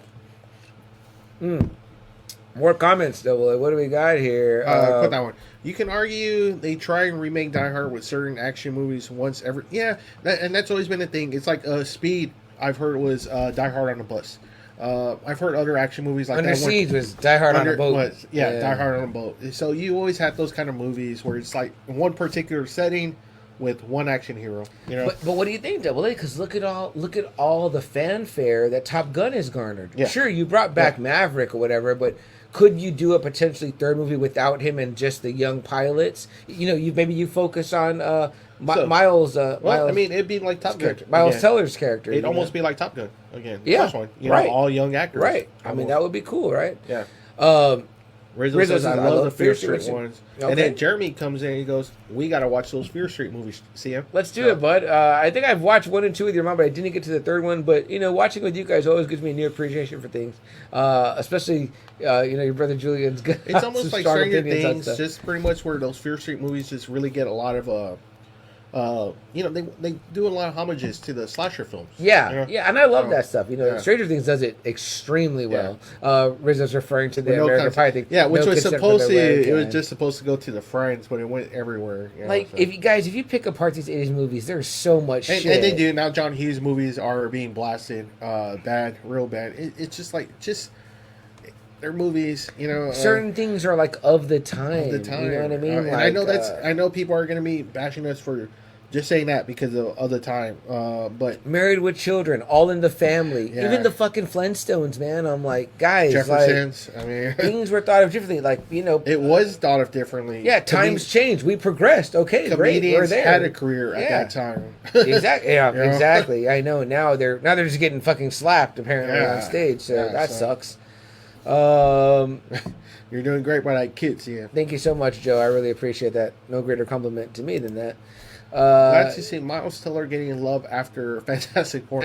I like Miles Teller. I thought that cast is solid. It's just him and Michael B. Jordan. Yeah, him and Michael B. Jordan just fucking cashed in on the wrong movie. Him, Michael B. Jordan, and the gal that played Sue Storm, or Mara. I can't remember. Rooney Mara or whatever. Rooney. You could bring them back or whatever. You know what I mean? If you want, multiverse or We've whatever. seen them all in different movies. It was just in the wrong hands. It's almost like I remember you fought a lot with certain people when it was like Natalie Portman with the Star Wars movies. It was kind of like it really downplayed her acting skills, but then when you would see her in other movies, she was, it showed what a fucking badass she was. But it was like those Star Wars movies really kind of fucked her reputation a little bit at that time. But it wasn't her fault. It was just because we seen her in Closer, we seen her in The Professional. She was great in The Professional. Black Swan. Oh my god, she's amazing. Fucking killed it in that movie. Yeah, guys, this is kind of like what your director is supposed to do. If you give me a wooden performance, I'm supposed to be like, hey, this just happened. Think about it. Your dog just got ran over. We were laughing. Me and my brother, he came over to my house and we were watching Revenge of the Sith. And he asked me because it was that part where Vader says no. That's terrible. And me and him laugh, right? He goes. You think it was Hayden Christensen or you think it was George Lucas? I go. I think it was George Lucas. That's 100% George Lucas. And then my brother Art was like, man, he after filming that scene, I bet Lucas had tears in his eyes where he thought it was just like a fucking masterpiece part. I was like, yeah, the dude probably thought he was Coppola, Scorsese. You know what this scene needs, guys? It needs just shouting no. And you know what? He fucking added that again in Return of the Jedi. Remember when he picks up the Emperor? He must have really loved that part because he made James Earl Jones fucking repeat that line. I tell people, you remember that part where no, that's the worst. No. I have the distinct honor and pleasure of owning, I believe, I haven't used it in a while, a working VCR and the original cuts on VHS. When my nephew gets to those movies, I'm going to be like, don't watch them on Disney. Let me put these on for you. I have them on DVD, episode 1, 2, and 3, or episode 4, 5, and 6. And theatrical cut. They're not Blu-ray, right? But it was the main part has those scenes where he put in. On this too is the original cuts, right? So this motherfucker, what he does on DVD, it's on DVD. When he put on the original cuts, it looks like fucking video quality. I was like, you motherfucker, you couldn't even fix these up because you want people to watch the other cut. So I have episode 4, 5, and 6 on DVD, but the motherfucker didn't clean it up though. It looks like fucking video. I was like, this bitch. I was like, man, you know what? You motherfucker. He could have cleaned it up real easy to make it look sharp. I'm okay without the cleanup to watch. Yeah, but still, it's kind of like, man, are you that petty that you want fucking people to see the new parts? And then I'm you're petty against your own work. Against your own it's your own work. It's fine. We love it. He hates it that people that we love it. That we love that because for him it's like that's bitter. Inferior. There's nothing beats Vader. The mask is expressionless, but yet you're getting so much from David Prowse. You know what's bad? You know what's bad is that he probably thinks they are inferior. That when you look at Phantom Menace, that movie looks bad. with all the fucking CGI and green screen. That movie looks terrible when you see it now, 23 years later. That movie looks fucking terrible with all that CGI. It's your classic, like, double A. Like, once the work is done, like, you gotta let it go, man. You gotta let it belong to the people. It's like, this guy was like, no, it's still mine. I can still change it. Yeah. Dude, I mean, I think that it's long been dreamed about, right? That they release the theatrical original cuts, right? A clean Blu-ray original cut. And they don't fucking want to do it. Hey, Disney, we're asking. I don't understand why Disney can't do it. They own it now. It's theirs, right? Give us that. Give us the option. When we get to that, when we're watching it through their order that they put out there, give us that option to watch that or whatever. Hey, Double A, let me tell you something. We had a conversation the other day, me and you. Guys, Star Wars. We moved on to Star Wars, right? My nephew's been playing the Lego Star Wars game. He's into it. He loves it. Yeah. And he wants to start watching the Star Wars stuff, right? So he's like, I want to watch the order that's on Disney, right? So he watches episode 1. He watches episode 2. He tells me, I'm going to go right into Clone Wars. That's what's next. Oh, yeah. He's going to watch all that. Yeah. But I noticed that the movie that came out, the Clone Wars movie that came out, isn't first. What is it? They took it out. It's just the Clone Wars series. Really? And I said, well, wait, that's important because that's where he meets Ahsoka. Yeah, so I told him, I said, look, Mijo, you got to, and it's on there on Disney, I said, you got to watch this first. But then I realized something. I said, you know what?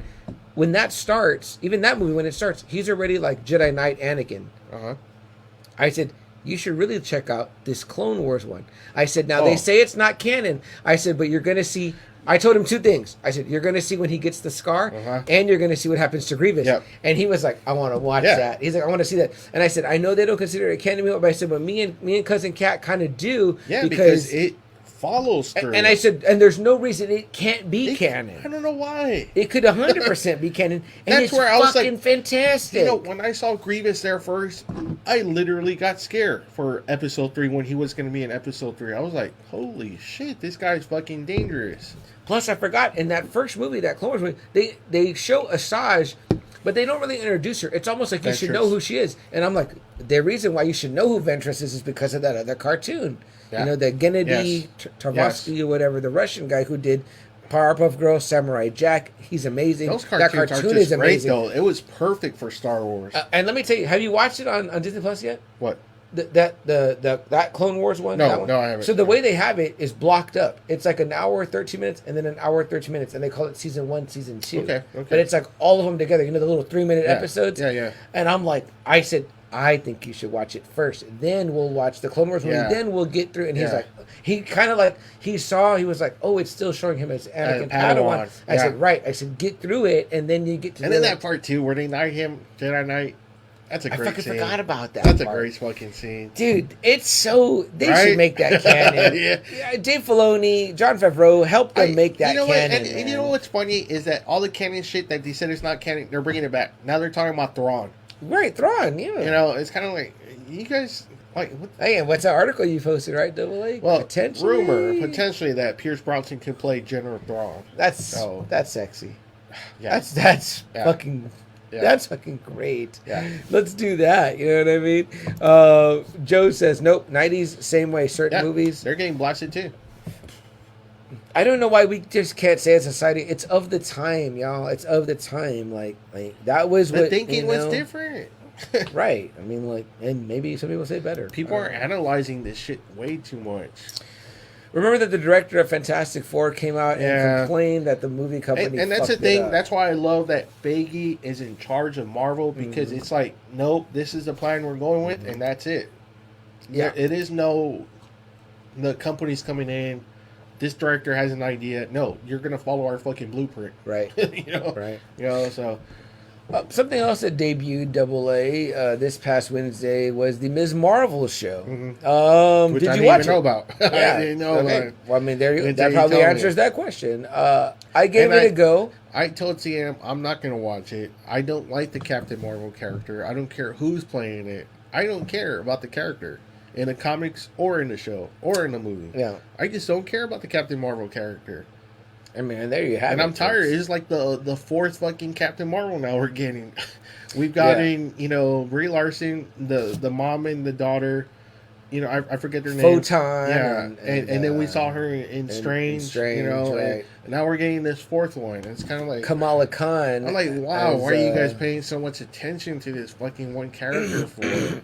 With this show, I do feel a little bit like Marvel is reaching. Number one, I feel like they're trying to now tackle like every demographic, like. You know, and they want like we want. Here's a Mexican character. Yeah. You know, here's the African American character. Now here's the. I mean, I believe she's Arabic. Which is smart as Stan and Jack. Stan and Jack had created all these fucking characters already in the 60s and 70s. Right. I mean, I just feel like now we're getting. You're right. Now but it's like us as Marvel fans. We're tired of seeing these characters. Right. Give us the heavyweights already. Right. You know. Right. We're getting to a place where it's a little bit of pandering, and it's a little bit of like, well, we want all of this group of fans to have a person there behind, and this group of fans to have a person. And you know what? Behind, and you're leaving us behind. You're leaving the comic book. You're hardcore fans that have been with you for a long time. Let us come to the character. Don't force the character on us. Like, we're gonna tell you who we want to see. We're gonna tell you what we want. We're gonna tell you what you do. Like, you essentially just got done fucking up Morbius. You could have had a great thing with that. What is this? I saw a headline: a movie that bombed twice.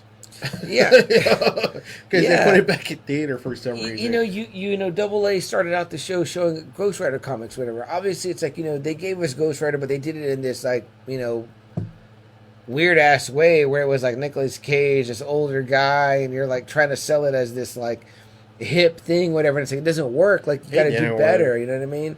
It's just like it's a great character. The character's great. You can still do it great, and don't focus on like race and color and give me Johnny Blaze, whatever. Please. Yeah, and Double A, I don't even think you would really care what color Johnny Blaze was. I don't care. Just give me Johnny Blaze. If you're the heart and the truth of Johnny Blaze, it's going to be great. You know what I mean? Like, keep the character name. Don't give a fuck about whatever I'm tired of these fucking characters already. I'm tired of Captain Marvel already. Jeremy hops in here with this comment for you. Man, I want a good. Same here, we. Same here. As do we, because it's such a good character with so much fucking potential. It's dark. If they really do it, like if they go kind of like Moon Knight-ish, kind of, or even darker, it's dark. It's a dark fucking movie. And here's the thing, right, Double A?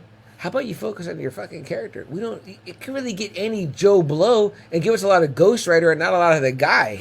Yeah. It's like, it's going to be fantastic because the characters are really, really good. It's like, it doesn't have to be about race. It's a skull with his fucking head on fire. It's like, that's what we want to see. We don't want to see the guy. Who gives a fuck about him? You know what I mean? Like, it's like we said with Silver Surfer. Like, I love the pairing of, what's his name? The one who played Surfer. Lawrence Fishburne was the voice, and then we had as the body was Doug Jones. So I love that pairing. I really did. I did not care that it was Lawrence Fishburne voicing him. I didn't care. It made it better, honestly. Yeah, Surfer needs a voice. And like obviously, that. there's a lot of CGI in that too. So it's a pairing of three things to make a great character or whatever. Like with Darth Vader. David Prowse and fucking everyone was like James Earl Jones. Everyone was like seriously, when I heard his voice, it was just scary. Like, that's all I thought about. But then people were like, "Oh, he's a black dude." I'm like, "Wow, really? Is that what you heard?" Like, for me, it was just like this fucking terrifying, booming voice. I was like, "Holy shit!" All through my youth, if you would have asked me a billion times what color is the voice of Darth Vader, the actor, I'd have been like, I don't know. Fucking sounds just fucking scary to me. Is what it sounds like. Like, terrifying, like the most terrifying voice. Like, it just chills up your spine. It's fucking scary. Fuck yeah, it is. Fuck yeah, it is. Those new scenes, and we haven't talked a lot about Obi-Wan because we are going to do an entire episode on Obi-Wan when it's done, no doubt. We've only got a couple episodes left. In fact, I'm sad we only have 2 episodes more left. But where are you at? Where do you feel about it thus far? I love it. Obi-Wan is my favorite Star Wars character. He became my favorite from the prequels. The dude is just a badass. I love him. He's my number 2. I dressed as him for Halloween. That dude, man, just kicked so much ass. They made him just the ultimate Jedi. I mean, man, they needed a mission done, Obi-Wan. They needed a Sith killed, Obi-Wan. I mean, golly, that dude was just a fucking beast. When I was watching Clone Wars with Attack of the Clones with my nephew, just, him and Dooku going back and forth, where it's almost like his voice is kind of like, I kind of believe you, but then he's like, then he's also like, no, never, whatever. You know. Yeah. Also, I do love Christopher Lee, right? Because this is terrible. This is a crime. I'll make sure this is undone right away. I'm like, you bitch. Yeah. Like, yeah. you Because straight he up does bitch. it. Yeah. Yeah. I'm like, he's like, maybe you could hurry it up, and then he's like, I'll see what I can do. You know what I mean? I'm like, he's like, maybe if you join me or whatever. He's like, I'll never join you, Dooku. He's like, Qui-Gon Jinn would have never joined you. I'm like, I think it's fucking fire so far. I'm like, man, this show is... I love his back and forth with Dooku. I love his back and forth with Jango. Yeah. Oh, yeah. You know? Yeah. And in this show, there's a lot... I know there's been some mixed There has been, but you know about what? it. It's just, the stupid fucking Star Wars shit again. Where people are giving so much shit to the prequels, and now the prequels are loved. Yeah. This has been great. This is Obi-Wan. This is a heavyweight series. This is a heavyweight storyline in the Star Wars universe. You're talking about Obi-Wan and Darth Vader. Mm-hmm. You're talking about the guy who put him in that fucking suit. Exactly. I mean... all the history. Great comment from Jeremy here who says, man, speaking of the Obi-Wan show, it's really putting the fear... And the comments I've read about that one, golly, people are like, wow, this is like the Darth Vader we should have always had. I haven't felt this afraid since Rogue One. And I yeah. tell people, every time I see that scene, Double A at the end, I get fucking chills. Oh, man, I saw it twice in theaters, and both times I was like, I got tense. I got goosebumps because I was like, this is the, number one, the first time I saw it was the initial, oh fuck! And I wasn't even expecting that. Oh fuck! And then when he's fucking him up, I was like, oh my god, I was fucking, my heart was racing. Then the second time, even though I knew it was coming, I felt the same way. Like it felt like cold sweat. Like I was man. This is the fucking man. When he touched ground on the planet, I was like, holy shit. Dude, that shit was so great. That is why he's the greatest on-screen villain of all time. He's the greatest on-screen villain of all time. Oh man, yep, absolutely, Jeremy. Yeah, and that's actually what I told my brothers. I was like, wow, this I'm not a big fan of Vader. Okay, but Rogue One and this show has shown why he is that badass villain. Well, I think that's what I think that you're not a fan of him as his character, but I think that you're a fan of him as a villain in the sense where you're like, you've always wanted to see the same way you've always wanted to see the Dark Surfer. He's supposed to be the enforcer. Yeah. This is why he makes, everyone forgets about the Emperor and it's like, oh shit, Vader. Right. Like, oh shit, You've always wanted to see that part where the nasty part, that 20-year span between Revenge and between I guess we would say the Battle of Yavin, right? I mean, and it's like where we know he's hunting Jedi at first, wiping them out, and then he's like now the stragglers or whatever. Yeah. So it's like there's a lot there. Joe says, "Fuck yes, it's a scene I go to watch." Yeah. Absolutely, man. Absolutely. I think you're talking about the Rogue One scene. Joe, it's just like no doubt. So like what pisses me off sometimes is like, okay, so in A New Hope, he's supposed to be this badass, but he beats an old Obi-Wan. I need another drink for this. he beats an old Obi-Wan. Obi-Wan's not the episode 3 Obi-Wan. Okay, you're talking about someone who hasn't fucking, fought anyone with the saber for a long time. So Vader kills an old Obi-Wan. And Empire Strikes Back, come on. That's a rookie Luke. Come on now. You're really you're gonna say he's a badass because he beat this guy. It's like Michael Jordan balling on one of us. Yeah, And then Return of the Jedi. Well, he's already fucking old, so Luke is kicking his ass. And then Episode 3, we see the great Darth Vader. He goes straight to where the fucking younglings are. He doesn't go to any of the masters. He goes straight over there. And, it's like, come on, man. And then when he finally does go up against a Jedi that's up to his level, he gets his fucking ass kicked. Joe, I agree with you on that comment that's up right now. I would love to hear who the rest are. I could tell you 2 of mine on that Mount Rushmore would definitely be Darth Vader. The other one would be Hannibal Lecter. Let's talk about the other 2. Double A, come on, man. Let me get who is it that does the come on, man? I like, okay. Stephen A? ESPN guy. ESPN no, it was the ESPN football guy. Okay, look. I'm not saying anything that you said was wrong. It's not. But it's like, what you just said, it's like, nobody says like, oh man, like Bill Russell's championships were shit because he beat Scrubs, or Wilt Chamberlain. It's like it wasn't his fault that they sucked. Fucking who's gonna go after Coyote Mundi? That guy was fucking garbage, bro. I mean, he would have given Anakin a little bit more trouble than the younglings did. No way, man. Hey, it's just do a house clean. I don't agree with that part necessarily. All right, but that's what I'm saying. Let the stormtroopers take that shit. I mean, he's turning evil. That's what you do. You just go all the way. I mean, it was a commitment, I guess. But this, finally, it was kind of like, okay, what he did in Rogue One, what he did here, it's kind of like, okay, So. Yeah, absolutely. Good one, Joe. Jeremy says, the one thing I don't like about Star Wars is that they scrapped Starkiller. Man, he was a menace. Really wish they would have did more with him.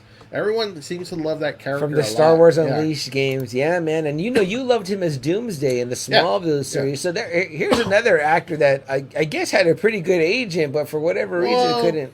Well, he got him on Smallville and he got him in Star Wars, which he does have a fan base as the Starkiller. He does have a fan base. I've always heard people want that character brought in. When I played that first game, AA, I loved it. And my brother Will swears by that game. Oh, yeah. And it's great. What sold me on it was when he and I played that, me and your brother Will, is that he said, they make this guy the way Anakin's powers should have developed. There's this one thing he does that's right. where he's got guys all around him and he can kind of surge up in the air and like boom shoot the force out of him and it just knocks everyone. Yeah, and I was like, that shit is fucking amazing. The way they always said that Anakin should have been almost unlimited, like limitless, almost like his power should have just like even the Emperor was like he's gonna grow more powerful than both of us. Yeah. So in fact, he was stunted by Obi-Wan's. Yes. Well, he took him to the woodshed, as they say. He fucked him up good. AA fucking up my childhood. Sorry, Joe. Damn. And then he can do that. Jeremy says Charles Woodson. I don't know. Football. Yeah, I know. But, yeah, come on, man. Okay. Thank you, Jeremy, for that one. Joe says, no, but people don't necessarily mention Wilt or Russell with Jordan. AA sold me. Oh, just like that, Joe? You know what? I caught a great movie with Joe and Lucky. I haven't talked about that yet. And then Joe says, Batman would totally take Vader with prep talk. You know what? I'll go with you on this one, Joe. Wow, really? He can probably kick Vader. Now he's a Batman fan. Fuck Vader. See what happens when we don't have a defined topic? It's just the whole shit This is why I like Obi-Wan, because Obi-Wan kicked his sorry ass. So, fuck him. And he was still scared of him in A New Hope. Still love Obi-Wan. He was still scared. Although he shit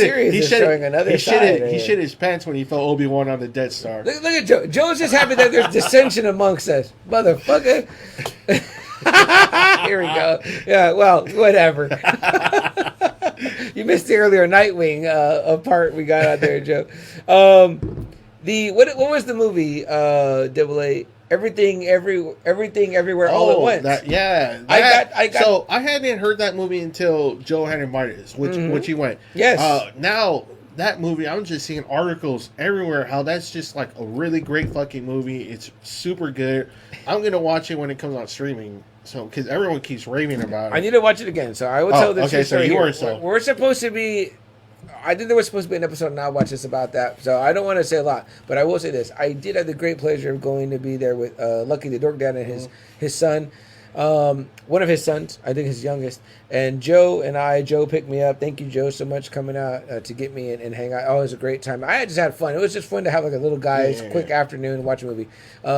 We went to actually a workplace that Lucky used to work at, and I used to work at the old Galaxy movie theater. Yeah, nice. And AA, have you been there recently? No, I haven't been there since Fury Road, Mad Max Fury Road. Oh man, go back. Great theater here in San Antonio. It looks great. I like how they changed it back to Galaxy. Yeah, the seats are great, man. The food is cool. It's like futuristic. Like they kind of like your food gets ready. They put it in these little heating tube thingies and like little it's almost like little mini microwaves, and you gotta like put a code in to get your food out. Oh yeah, mine has it. Yeah, does it? Yes, okay, it was really cool. Like I enjoyed that experience of it.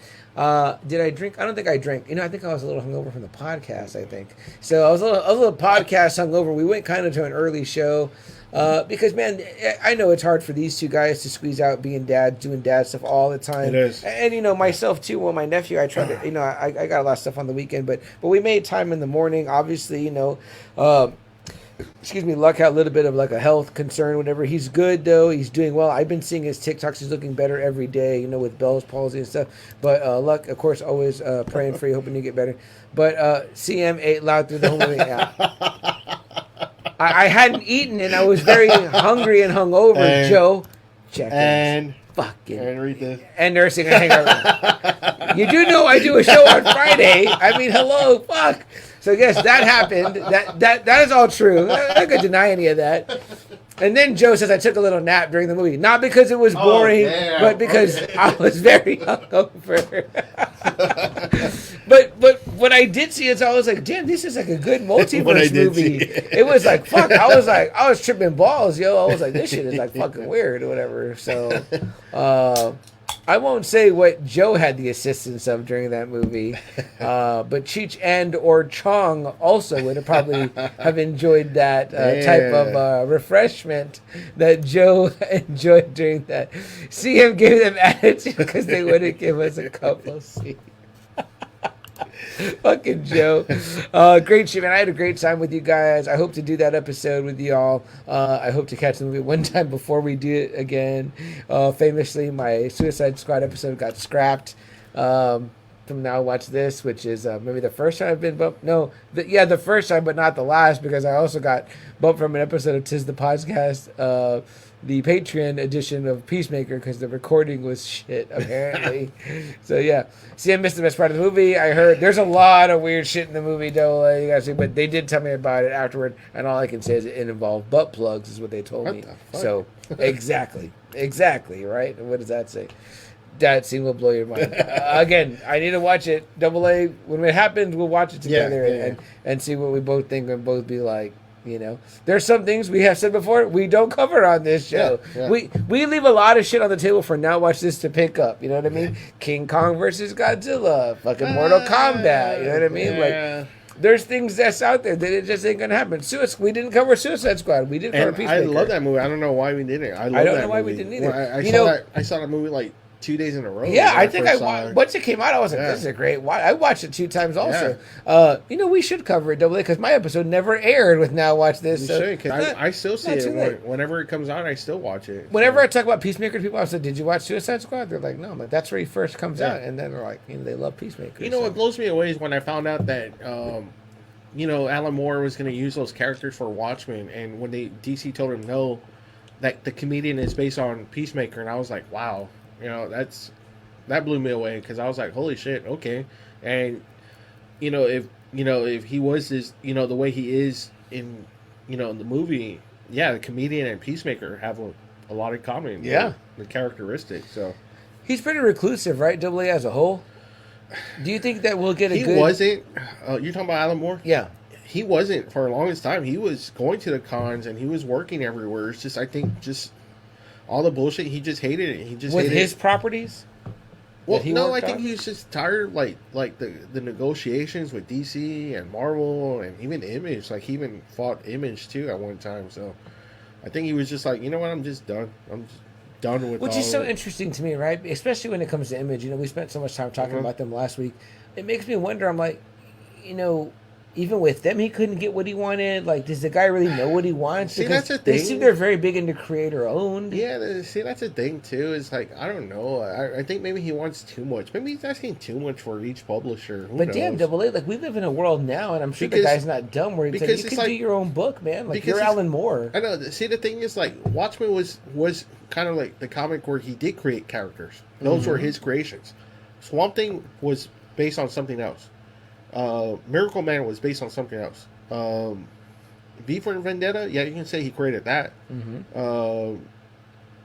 Supreme, that's Rob Liefeld's. From Hell? Oh, From Hell, yeah. I mean, but his best known work is kind of like just like stuff that was already created. Yeah, but Watchmen's got to be number one, right? I mean, Watchmen's got, for him, it's got to be tops, right? And those characters were original characters. Yes, they are. Now, it sounds to me like the guy was kind of like a shitty negotiator or whatever early on. I mean, but you know what? The sales don't lie. I mean, Yeah, but you're was right. big Like for- Watchmen is detached from everything or whatever. Yeah, like, but it it's was like, still a big seller for DC. no. I mean, no doubt. But what I mean is, like, he could have self-published that book because it's not like it Could've. involves. It's not like it's a Batman story. It wasn't, and You know? so I mean, he could have, but where was he to go to publish that? Well, sure. That's At what that I mean. time. What if we both said it's like it's kind of about distribution too? Like, yeah, you can write the best story, but Well, if you don't the get thing though distributed, that he was on board with Watchmen is because they said he could use those Charlton comic characters. So he was already on board. He already had laid everything out. Yeah. And then at the last minute, DC told him, "Oh wait, you know what? You can't use those Charlton comics characters. Can you come up with some of your own characters?" and he did a fine job. And he did great. Rorschach, Rorschach, Owl. Doctor Manhattan, Spectre, yeah, Doctor Manhattan. comedian. I mean, those are great characters. I mean, like, what about League of Extraordinary Gentlemen? I mean, he's using characters too, that are that like was kind of- historical yeah. characters. I mean, it's Yeah. like, come on now. I mean, who published that? Do you know? Do you remember? It's another fucking publishing company, like kind of like an indie one. It's not like a major one. It just, I don't know. The guy just seems like a grumpy guy. Like, just like, I'm like, well, what do you want? Like, But he create has- your own shit. Like, it's not hard to create your own shit Look, now. honestly, if I had a company, Alan Moore would be one of the guys I would try to entice Sure. to write. I mean, he's just that good. I just love his writing. I mean, But see, as soon as you say like, "Hey, like we want to make a movie," he'd be like, "No, it's shit." well, yeah, because It's shite. he doesn't like he hated League of the Extraordinary Gentlemen, which everybody did. But it's like I love the Before Dinner movie. I like the Watchmen movie. I'm like, they're fine movies to me. For me, like, would I, if I'm a creator, would I like these movies? Probably not. But it'd be awesome that they decided to take my property and do it. I mean, I would be like, so basically, cool. like, let's say that you're a publisher, right? And you're like, look, Alan Moore, what we really, really want is for you to write a book for us. You're completely yours. You're gonna own the characters. You're gonna own the right. It's almost like Image. It's almost like you're offering him free distribution. Yeah, it's just we're gonna Image, distribute yeah. it for free because we want, and we won't option it for a movie unless you say so, or whatever. After he would script say no. approval, Yeah. whatever. So. That's I mean, he's just like a grumpy guy. I don't know. I don't like it. I mean, it's like anything else. CM is kind of like, Stephen King didn't like The Shining. You got to kind of see it from his perspective. It's like, this ain't the fucking book I wrote. But then we've all seen the one he did approve with the guy from fucking Wings, and yes. like, Which makes sense though, because he says in his book, Jack doesn't look fucking psycho like Jack Nicholson does in the movie. Right. Like right away, you're like, Right. Jack Nicholson just looks fucking crazy. He wanted an everyman that kind of looked like, the Wings dude, and I forget his name, but, he just wanted like an everyman kind of looking dude. interesting. But I mean, it's you. I mean, it's like a creator as you, are you going to like your stuff? You know what I mean? Like, Yeah. you're very protective of the stuff you create, Sure. And then when you see it, you're like, well, shit, this ain't mine. But sometimes people do creative justice. I'm reading some of Joe's comments here. She says, "It was an excellent date, but didn't give it up." No, you didn't even buy me dinner, Joe. So why would you even expect that? Do better. It was a multiverse movie regarding everything anywhere all at once. The way the multiverse should have been done kind of makes me feel like you didn't like Doctor Strange, which is bullshit. I'm up for that ep, which is the ep about the Suicide Squad. Why after you scrap my episode? Damn. Joe? Come on, man. Who sounds like a grumpy old man? Yeah, exactly. More makes a lot of. Yeah, fuck it. I'll go Alan Moore on you.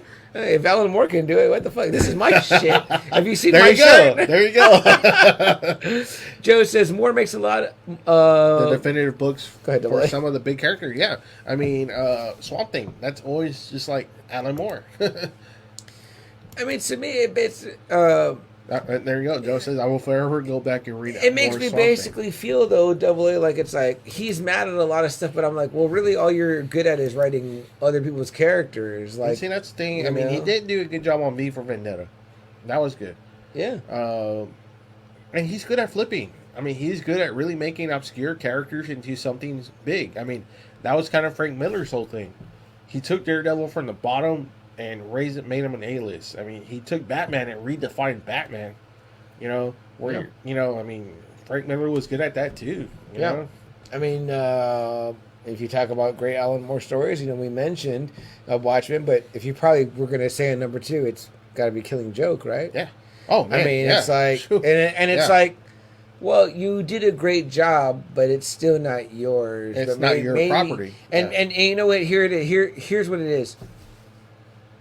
You could probably tell the Killing Joke story with two characters you created, but it's not going to be as good as it being Batman and Joker. So I'm like, why are you mad? Like they do this mad. I'm like, why? Because like you're like, oh, I gave up a good story, but it was like to Batman or whatever. I'm like, dude, like, well, you know, these guys probably never foresaw media. You know, like who would have thought the Joaquin Phoenix would probably borrow heavily from Killing Joke? You know, the failed comedian. Yeah. You know? What is that double A? Is it just like not believing in yourself or what? Like, No, I mean, comic book movies was just the kind of thing that you laugh at. Remember, Stan Lee was like, "Yeah, I changed my name to Stan Lee, so you know when I write my great American novel, you know it's gonna be Stan, you know, Leibowitz." Well, that's what I mean, though. It's like I feel like Alan Moore is like bitter about that. I'm like, well, you're bitter about this like underlying like I'm like, look, man, you have stories to tell, and you have the ability. You've given us some of the greatest stories. Like comic book fans love that shit. I'm like, why? Like you can't just like be I mean, I guess you can be because he obviously is, but it's kind of fucked up to be like always bitter about it. I'm like, those are great stories and fans love them or whatever, and you wrote them. Your name is on them. You know, but you know, good for him saying that. You know, take my name off, but you know, the artist, you know, says he wants to be on there, put his name. He's always been good about that. So yeah, well, absolutely. Know. At least do that because it seems like Dave they're very Gibbons, proud of their work. Dave Gibbons loved the Watchmen series. Yeah. I mean, the V for Vendetta looks exactly like that. Mask is iconic. I mean, that's all the artists. That's not Alan Moore, you know. No, but I mean the writing. Sure, even Swamp Thing when they make renditions of him, the figures, all that stuff, the shirts. It's like it's of the artist, not Alan Moore. Yeah, sure, the writing, that part is what made it. You know, you be into the story or whatever, but it's still that. I mean. And he always gets great artists. Oh, yeah. Like, you know, from Miracle Man to V for Vendetta to Watchmen. I mean, he always gets great. Well, he's a great writer. If I was an artist, I'd want to work with him. And you need that, too. You need that great artist to go with that great art. We've said it so many times. Sometimes we don't buy comics just based on the art. We're like, man, this art looks fucking sorry. You know, we're kind of like, you know. Yeah, absolutely true, man. Absolutely true. Let's see what else we got here. That's it. The other big news, too, kind of, CM. This really got me excited. I know it got you fucking excited. True Detective Season 4. Jodie Foster. Very cool. Man, I'm glad you brought that up, man. Whew, man. I mean, this is almost like for a lot of people, I know they're thinking Silence of the Lambs Part 2. Sure. You know, golly, Clarice, we're going to see Clarice almost. I don't know if that's the way it's going to be or not, but just, I mean, wow. Jodie Foster. I mean, what's she been doing? Role. We haven't seen her in a lot of stuff, and here now she's coming to like, in a sense, like TV. Yeah, you know what I mean? Like, which everyone's coming to. Kate Winslet. Yeah, you know, Mayor of Easttown. Great. How many Emmys did she rack up? She won a shitload of stuff. You know, I got my boss to watch that. My boss is a big true crime fan, and we've been talking true crime podcast. She listens to one, I listen to another. But I said, you know, she was like, you know, Chuck, give me some stuff to listen to or to watch. She goes, you know, me and my husband want some stuff to watch. And I said, because I know you're a true crime fan, I said, I'm going to give you a couple of, I'm going to throw some out there. I'm going to give you a bunch. I said, you pick what you want. But I gave her Mayor of Easttown first. She watched it. She was like, damn, it was so good. She's like, what else? I gave her True Detective Season 1 and Season 3. Yeah.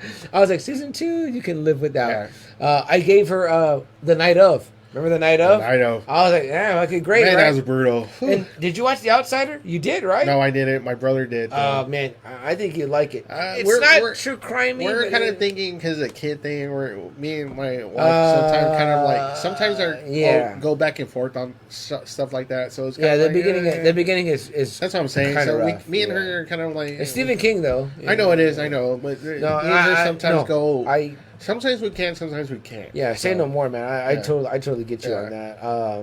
I didn't know that starting out, and it just was like, oh shit, that happened. Yeah, you know. But it definitely goes, gets pretty far. I know it does. But I gave her like that list, whatever. But the last thing she did was just Mayor of Easttown, and she was like, man, that's so good. That was great. I love that show. I'm telling you, it's so fucking fire. So yeah, am I excited for Jodie Foster? Fuck yeah, I am. That's gonna be great. So, love Season 1. Love it. That's just a really great fucking season. That's written like Woody Harrelson, Matthew McConaughey. Man, some of their best stuff they've done. season 1 of that show is written like a Hannibal Lecter dinner. Yes. Yeah. Like if Hannibal Lecter made you dinner, that's like season 1 of True Detective. I wouldn't mind doing an episode just on season 1 again. Oh, honestly. I would enjoy sitting through that season 1 again. I can go back and watch it. It was decadent. Yeah. It was like rich, chocolatey cake, like Italian, good Italian food. I would. That's a great idea for an episode, and I would love to. We should, because you know what? Yeah.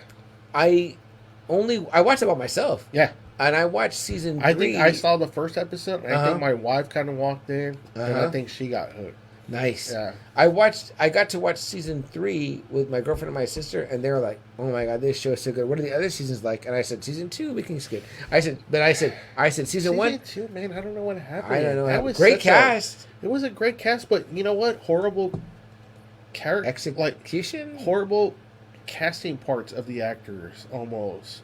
I didn't think Rachel McAdams was right for that part.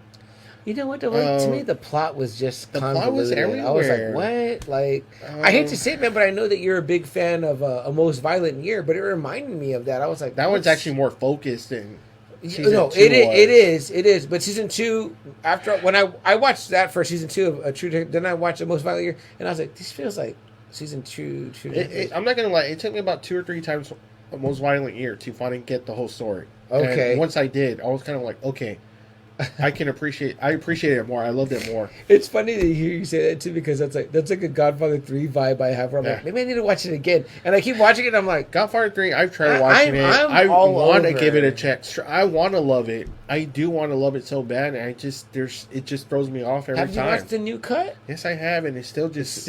that's how I feel. Yeah, it's still... But when you told me you liked The Most Violent Year, I was like, I'm lost. No, like I said, it kind of took me a few views, but once I did, I was like, okay, I got the story down. I know what it is now.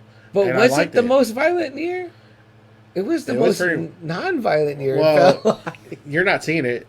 Okay, because me and Jess were like, "Did you see the violence?" It's slow. It's slow for sure, and and that's the kind of movie that I have to see by myself. I get you. I can't. I love The Fountain. I can't get Christina to watch. Yeah, like she wouldn't be into it whatsoever. Well, it reeled me and Justin because we were by ourselves and we hadn't seen it. We were like, "Oh, great cat, Oscar Isaac," and I love fucking Jessica Chastain. I love Jessica Chastain. Yeah. She's amazing. So we were both like, yeah, we're on board. And then we were like, kind of like watching her. Like, yeah, I know. What the fuck is going on? Yeah. Like, is anything going to happen? And like, nothing happens. But for you to say you liked it, I was like, maybe I'm missing something. So, No, I can see why you wouldn't. Why anybody wouldn't. But it was just a whole story. Him trying to get the money, but the hijacking kept happening to him only, it seemed. And him trying to get the money together from his brother, from the fucking mobsters, to find out it was a competitor that was buying his gas. It's kind of like, man, these motherfuckers, they want to push him out. Then that cop is kind of trying to get him, like, on 3 charges that are big. That he could, if he gets convicted, he could. Who is that main cop? It's a black guy. Yes, right? It is, and he's done other stuff, and he's a really good actor. I like him. You know what? The acting is phenomenal. Like, I'm like, man, these guys are like... But, even at the end, too, it's kind of like... he finally has everything put together, right, at the end. But then it's kind of like the cop is kind of like, he knows he's not going to get promoted, but he knows he's going to have a lot of political influence. So at the end, it's kind of like... They're kind of talking about, like, corruption, almost. Like, if you do me this favor, I'll take away all those crime charges once you get your political power... See, hearing you talk about it makes me want to watch it again. Hearing you say it, but like I said, it took me a few viewings until I finally got the whole story, and then once I got the whole story, I liked it a lot. So I was kind of like, okay, so because it's a stressful situation for the main character. Yeah, he's trying to get this fucking power plant. Once he gets it, everything's gonna just be set in motion. Right. But everything is just so fucking against him. His fucking trucks keep getting hijacked. The other competitors are making it hard for him. The cops are making it hard for him. His wife, eventually, he finds out something about her that fucking makes it like a fucked up situation. He's like, you know, it's not until the very end that everything does finally get smoothed out. You know, It has a lot of good things going for it. Great cast, Yeah. great acting. Yeah.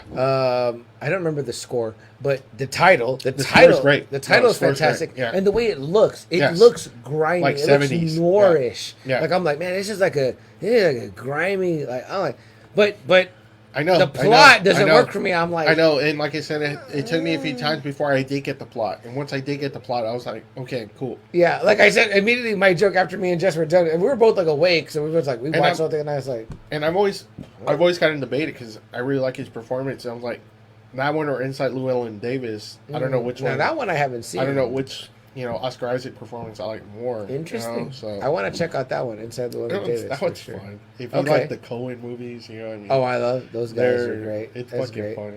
Good. There it is, guys. A vouch. I'm right not here for it. I'm not. I like the movie. I'm not gonna recommend because I can see so many ways where people are gonna get bored with that movie. I can see it. I'm not gonna recommend you watch it. I like the movie. I like The Most Violent Year. I'm not gonna recommend you see it. If you want to see like a fucking movie, like if you're into those kind of movies, the kind of crime drama movies, hey, if you want to take a chance, go ahead. You know what I watched that was kind of like that? Did you watch?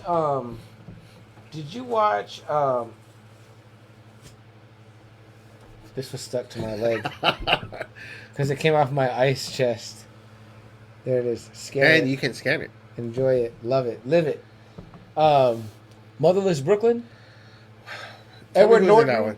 Yes. Okay. Nor- It's Yes. good. And I really and I loved love it. those movies, and I just never get around to fucking seeing them. Yeah. I wanted to see that when it came out. I think you're like me, right? Double. We watch a lot of stuff with like our significant others with it, right? And you gotta like give a little bit to get a little bit. Yes. They're like, okay. And that's you another know? movie that I'm never gonna watch with her. But I'm a big Edward Norton fan. I love the dude. I kind of hate his character in the movie, but it's well acted because he's fantastic. Yeah. And it's a noir movie. It's a detective. It's a crime. I really ended up being like, wow, this was actually really good. Like me and Jess both like agreed with it. Really? Okay. I liked And it Jess better. liked it. Huh? And Jess liked it too. Yeah, Jess liked it too. Okay. Yeah, but like it was kind of funny because I would put that in the category with like A Most Violent Year and also with like Nightmare Alley, where it's like they're And like, see, that's another movie that kind of took it. I had to think about that one. Like seriously, I thought about that one all day at work. I told you, Nightmare Alley. we talked about it. You helped me Yeah. through that. I was like, oh, Yeah. well, that makes it Yeah. way different. Yeah. I was like, I completely, and Yeah. I'm like, again, I think sometimes these directors make these movies, they want you to watch it again and again Yeah. and again till Yeah. you like get more. Yeah. Like I've seen Fight Club like fucking like Oh, yeah. 1,000 times, and every time I'm like, oh shit, I didn't notice that. Yeah. I didn't notice that. And Yeah. I'm like, damn, I keep that's great. That's Yeah. well, Well, my wife pointed out for me for Fight Club. She was like, they always talk about product placement, blah blah blah, but they're putting product placement everywhere. You know, yeah, I was the like, Starbucks cup, Yeah, I was like, everything. Yeah, I was like, fuck. I was like, all right. I was like, fuck, okay. he's like, hey, is that what a man's supposed to look like? Yeah. He's like, And then the next scene, it's him without his shirt. right, Yeah, right. Yeah. And I'm back. Sorry, I wasn't on a work call. Whatever, Joe, we that's fine, appreciate you Joe. being here Yeah. during work, man. It's a shit show. Rich too. Rich was on the yeah, working too. man. Unfortunate that you got to be at work right now, brother. And like I said, Rich too. And then I know you got to work tomorrow too, so that sucks also, man. But, But we yeah, appreciate this, you popping this in now. new True Detective, I can't wait. Can't wait. It's gonna be great. So I If love you're- season 1. I love season 3. Highly recommend season 1. Highly recommend season 3. And me and my brother were talking about season 3 because he was like, can you remind me? I was like, yeah, man, Steven Dorff. I mean, man, he was badass. And Oh, that man. ending is just, it breaks my heart for season 3. Yeah. When he finally cracks it. Yeah, And then Mahershala Ali, And then his man. fucking mind breaks on him at the last minute. And you're like, Dude, no. me and my sister and You're Jess, like, like that "Fuck." whole time we were watching that together, which was so fun to watch it with them, Yeah. with Amy and Jess. We were like Purple Haze, Yeah. we were talking about that, Yeah. and I was like, damn, we were all like, and we loved just like theorizing, like, what do you think? What do Yeah. you think? Yeah. Like, it's so fucking fun. And I told them, I said, if you guys want to watch season 1, I said, we'll watch season 1 together. I said, I will be happy to see that. I will not ruin it. I just want to watch it again because that season 1 is the premiere. That one Yeah. is the tops for True Detective. Again, Woody Harrelson, fucking Matthew McConaughey, they fucking crush it, man. Yeah, they do. They yeah. crush it. Michelle I don't know how to say it, but she's great too. Monaghan. Michelle Monaghan, yeah. She she fucking is great kills it, too. too. Yeah, Alexandra Daddario. Man, I fell in love with her in that one. Yeah. On that season, I didn't know who she was until that one. I was like, whoa. I think I might have already been in love, but you know, I didn't. the love That was the continued. first time I had seen her. I was like, My ass really thought you were doing freestyle music. You're not the only I was one, Joe. excited. Yeah, you know, yeah, you missed the beginning of the show. Foxy Roxy and the good Reverend also thought the same thing. The Reverend Vanessa. No, unfortunately not. That is not Double A and I's wheelhouse. So if you're here for freestyle music, we apologize. there is a concert coming in August, Joe. And Stevie B apparently does not die or lives for. I don't know. It's just like I feel like freestyle music has been the same music for like Right? 70s, Yeah. 80s, 90s. I don't know how people can 2000s. tell. I was like, fuck. I'm like, you know, I'm not gonna lie. Sometimes I call it hood rat music, and I'm like, hood rat music hasn't changed for like the past 30 years. Like, are they not making any new music for them, or it's like only the same skating ring jams or what's out there? So, what are you gonna do, right? What else? Double A? Anything else that specifically stood out that maybe we didn't talk about? You want to talk a little bit about the boys? Just a little bit, you know, give a little teaser to when we do our part 2. Just the tip, though, like that first scene. Oh my goodness! I told. So my brother finally saw it. So when I talked to him Thursday, I gotta was hear like- this. I was wondering hear their I was like, thoughts. "Are you fucking kidding me?" He was like, "Man, it was fucking gross." Like he goes, "Fucking assholes." I was like, "Man, this is this gross." Will? Yeah. Oh man, I was like, I was like, "Ugh!" And then when he showed me in there, so I stopped watching to text Double A. It was like, you know what? I'm not done yet. I just got to that first scene. Yeah, so- before the fucking the banner of the title comes out, I was like, pause, text out. So after I saw What the first the 3 fuck? episodes and CM was sending me, he was watching it. Like I waited for him for a few hours. I text him, I go, seriously, I think this is the greatest fucking comic book show right now. Yeah. Honestly, because if you ever read The Boys, it's way different than the comic, but man, it has the same fucking tone, the same everything. I can't think of a better adaptation. I just heard our old episode where I think we just briefly talked about. I got these guys hooked, man. I got Jeremy Because it's hooked. like you said, he said it perfect. You kind of fall asleep on it. You don't think it because they really don't do a lot of Well, promotion. also because it's on Prime, you And know, it's on and Prime, Amazon and doesn't give a fuck about their they shows. they I really guess. seem it does it, and then when you see it again, you're just like, man, this show's really fucking. I will good. never forget me, Jeremy, and his mom. You know, my girlfriend Jess. We binged the entire first season in one night. Yeah. Double A. We stayed up from I think 8 p.m. to 8 a.m. Oh shit! And we You saw it at and we night. were awake. Oh, we were shit. all awake watching episodes, laughing and being like, "Oh my god, damn. what the fuck!" Like we just loved it. And then when season 2 came out, they were texting me, Jeremy and his brother. They were like, "Oh man, did you watch?" I was like, "Oh, did y'all know I'm watching?" Jess kind of fell off a little bit, but I think she could back. I just told her about the first scene.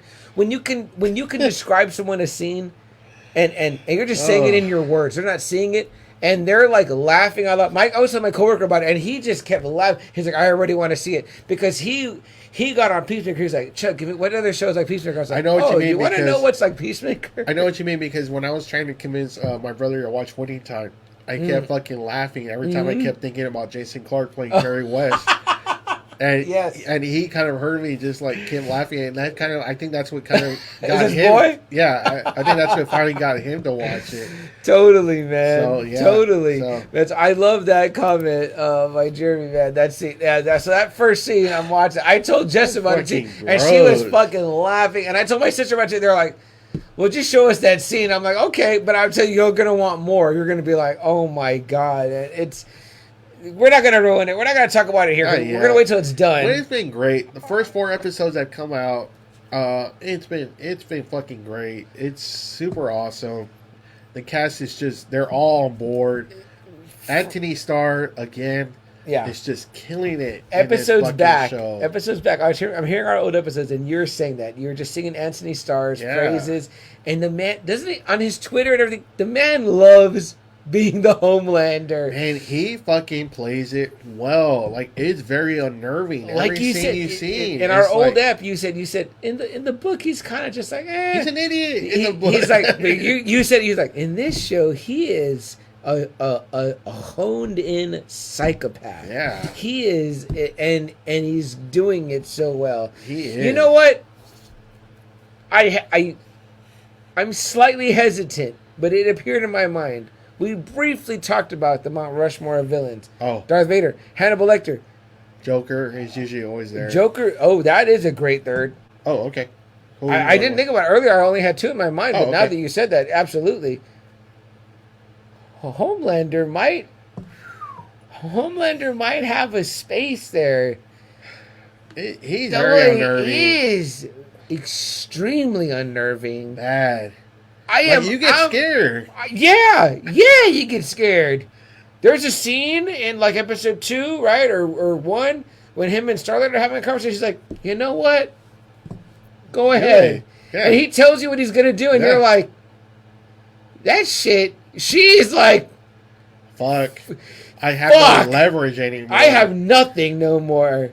Imagine if Superman just was like, you know what?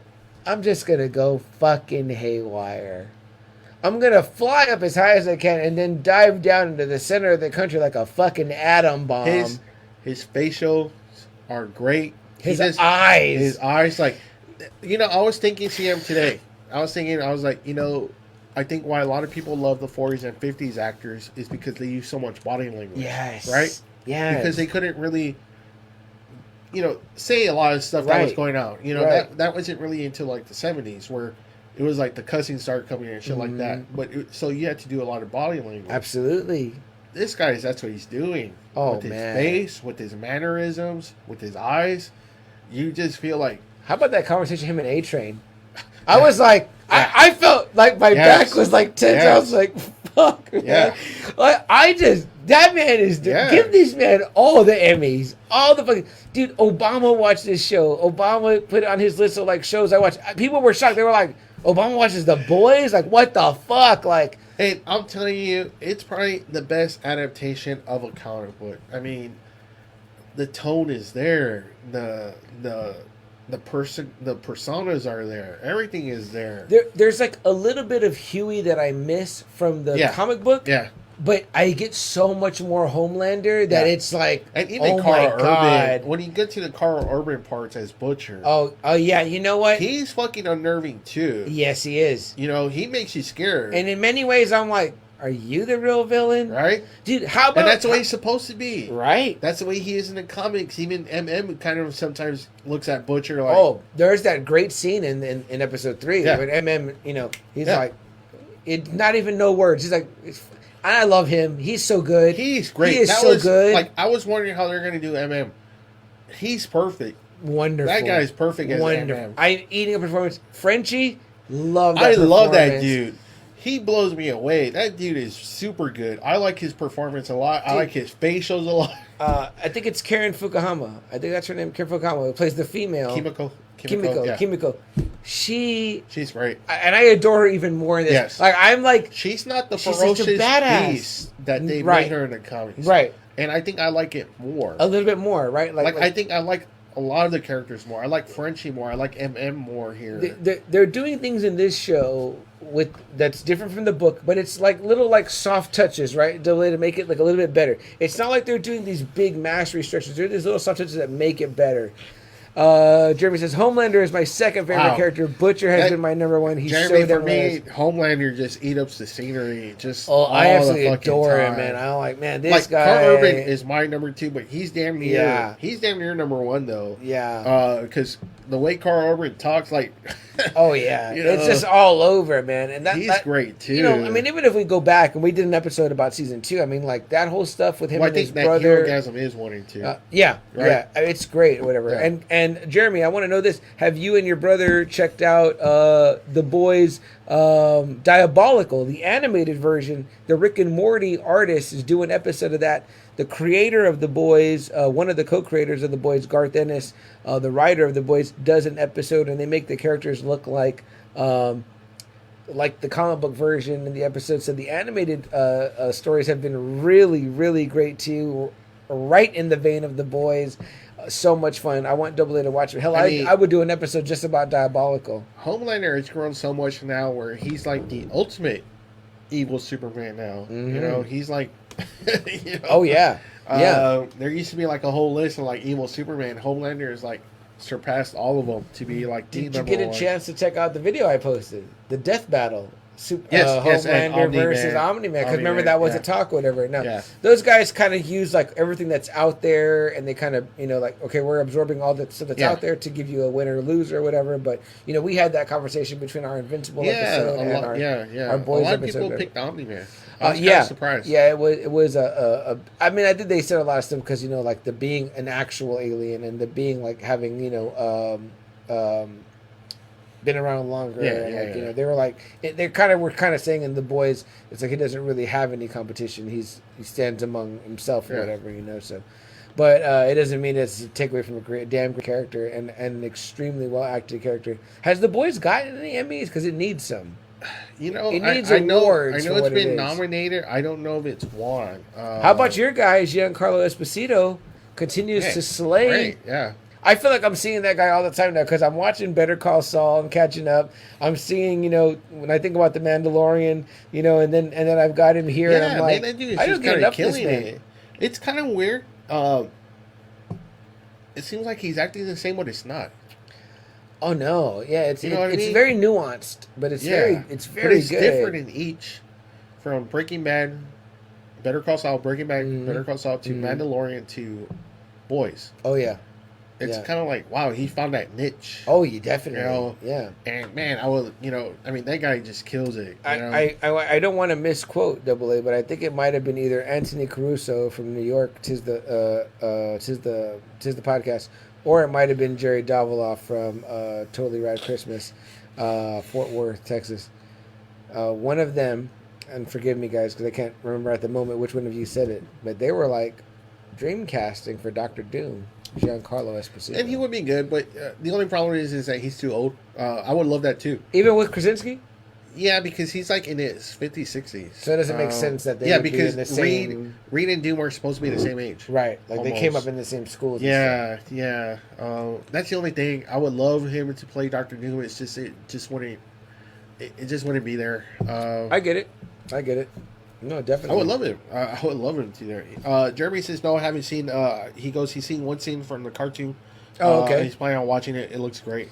Yeah, Jeremy, I really would like to hear you and Julian's thoughts on the episode that's done by the Rick and Morty creators. The characters are drawn in that style, so it's really fun. Right away, I was like, hey, this looks like a Rick and Morty episode. Man, I was it's like, you oh, shit, it's said, that guy. I've seen the 4 episodes. I'm back on it again. I'm like, man, this show is just fucking great. And I see on Amazon they have released it on DVD. Season 1 and 2. But I kind of want to wait, right, for like a... I don't know. I would just like to get it. It's weird how these streaming services really don't release their seasons. I know. We always say DVD. that, right? How certain stuff we would really love to own it, but they don't release it. Even like Netflix is like that. Although I think like Daredevil season 1 is out, I think. Yeah, but it takes a while for them to do that. Like I remember YouTube for a while was saying they weren't going to release Cobra Kai on DVD. Right. I was like, what? Right. Why not? That's kind of stupid. Double A, take the reins from me for a minute. I'll be right back. Okay. So yeah, The Boys. It's on Amazon Prime right now. 4 episodes in. It's really good. Really, really good. The acting's really good. The writing's really well done. It's very, it's unnerving. It's funny. It has the same kind of tone. It's not like the comic at all. If you want to read the comic, go ahead. But it's not like the comic at all. Homelander is like stupid in the comics. The boys are kind of more of a unit, and they have powers already. It's not like here. They all got the V compound to battle the Supes. It's kind of different in the comics. Like they're already established.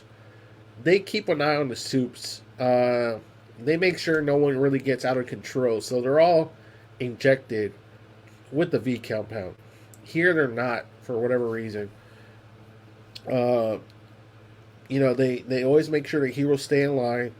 If they get out of bounds and one of them starts murdering people, they end up killing that suit. They get rid of that suit. Boom, you're out. You're done. So it's kind of different here in the show. But Carl Urban does a great job as Butcher. Jack Quaid, he's okay. It's not the greatest. CM's right about that. Maybe Huey, they didn't get too much of Huey. But the female Frenchie and MM, they have the same tone from the comics. Homelander is scarier in here. Starlight's pretty much like Starlight. Mave's pretty much the same way. A-Train's stupid, just like the show. Deep is ridiculous. Every bad Aquaman joke you've ever heard, that's what they play on with the Deep. So. And I'm back. I think I'm going to come back and Double A is going to be like, all right, y'all, good night. I was saying like how most of the characters, you're right about Huey. Jack Quaid, I don't think really does that great of a job with the Huey character. He's okay. Yeah, like he's fine. He gets it by. The other ones have the same tone from the boys. I was saying Homelander's the one that's really different. Mm-hmm. All the other 7 are pretty much the same. The Deep is just ridiculous. Yeah. I was like, every Aquaman joke you ever heard, that's what they do with the Deep. Fuck. Yeah. Yeah, so... There's just I cannot wait to chop up this season with you. A-Train is kind of the same. Yeah. In the comics. Starlight's the same. Maeve's the same. I like Starlight a lot more in the show than I do in the book. She's more assertive than the books. I would say Maeve too. I like her more in the book. I mean, obviously, Stormfront is way different. It's a woman. And, it's a man. Yeah. And it's a man in the comics or whatever. And I was saying too, like in the boys, in the comics, they're loaded with the V compound, so they can battle the suits. Yeah. I don't know why they kind of took that out. It's an interesting way. They're barely because it made sense for them to be injected with it. Sure. It made sense because they're meant to be the regulators. Yeah, you know what I mean? That's what I was saying. So like one soup started going on a killing spree, that's where the boys will come in, right, and take that soup out. In the book, the lines are kind of very clearly drawn. You know what I mean? Where everyone knows about the boys. Everybody knows about them. So they stay in their shit. Hey, Collecting Weekly in the house is Homelander, the MVP. He is. Collecting Weekly, man. We're so glad to have you guys here. We appreciate you guys. I saw that figure at Heroes, and I was very tempted to buy it. I'm very, very tempted to buy it. It's probably going to be at 35 to 40, I bet. I didn't even look, so... Collecting Weekly, guys, what's the definitive boys toy, not boy toy, not Shawn Michaels, the boys toy for you guys? Obviously, those versions that came out, I think they were NECA. You guys will correct me if I'm wrong. But they obviously did Homelander and Starlight. That was the only two they did. I remember seeing them, I think, at Target, and I was like, kind of like, sculpts are kind of, could have been a little bit tighter. You know what I mean? Like, I would have wished they would have been a little bit better. I mean, like, you want it because it's the only one out there, but I'm like, are there better ones? I would have much rather had this guy, Todd, do the toys, whatever. Just like I would very much love him to do pretty much almost any toy. You know what I mean? Like, I think they're wonderful, from my perspective. The Boys has been great, guys. If you're not watching The Boys, if 4 you're episodes in, so every Friday. Something briefly that I touched on was in our group, the Friday Night Faithful, as I said that we got word that there's going to be a new Harley Quinn season. Season 3. Yeah. Season 1 and 2 are absolutely stellar, guys. If you haven't watched Harley Quinn on HBO Max, you're missing out. I saw so many people posting AA like, "Oh, Stranger Things is over. What do I do now?" The first thing I said to them was like, "Start watching The Boys." And then after that, I said, "Oh, Harley Quinn's coming out. If you're not watching Harley Quinn, start watching Harley Quinn." That's the one with Penny, right, from the Big Bang Theory? Yes. Okay. Yeah. I think she voices Harley Quinn. Damn, I can't think of her name. Kaylee Cuoco. Kaylee Cuoco. Yeah, she's great. The whole cast is great. It's fucking hilarious. It's so much fun. It's a break. People that say like, "Oh man, superhero shit is saturated, like it's overdone." And that's crazy. It's the perfect, that's all we ever wanted. Yeah. That's all we ever wanted. These are the best stories to get the story from.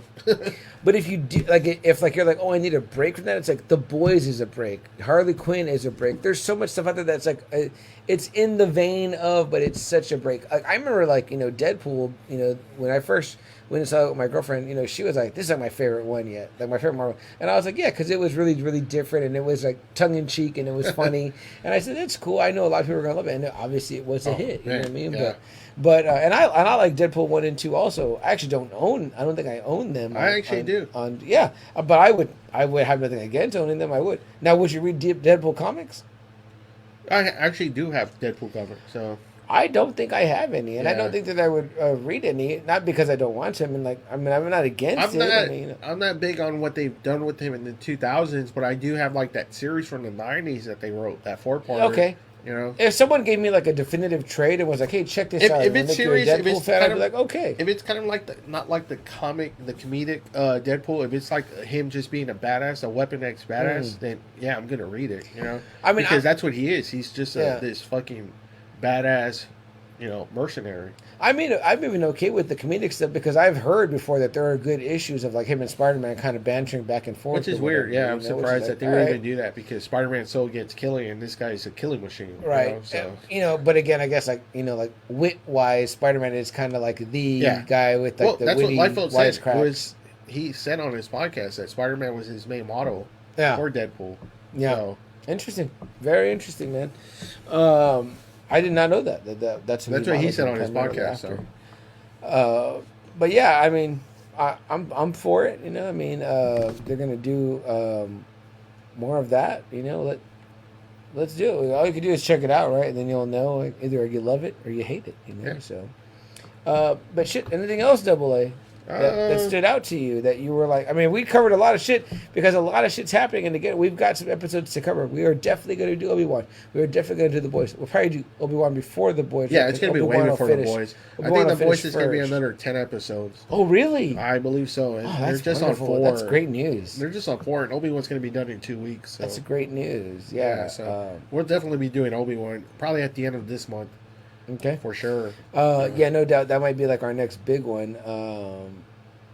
And then, The Boys, when it finishes and concludes, we obviously will definitely cover that. But Jurassic Park, are you going to go see it? Yeah, we're going to watch it tomorrow. Oh, okay, Tomorrow night. tomorrow already. You got Tomorrow plans. night. Okay, Yeah. great. Yeah, I'm gonna see if I can work it in for my nephew for his birthday weekend. If he wants Yeah, to see his it. mom was telling me that Amy was telling me he's not really into it. I was like, really? He's not into like the dinosaurs? Yeah. I was like, man, Yeah. just to see it because it looks cool. Like this movie actually looks very dinosaurs.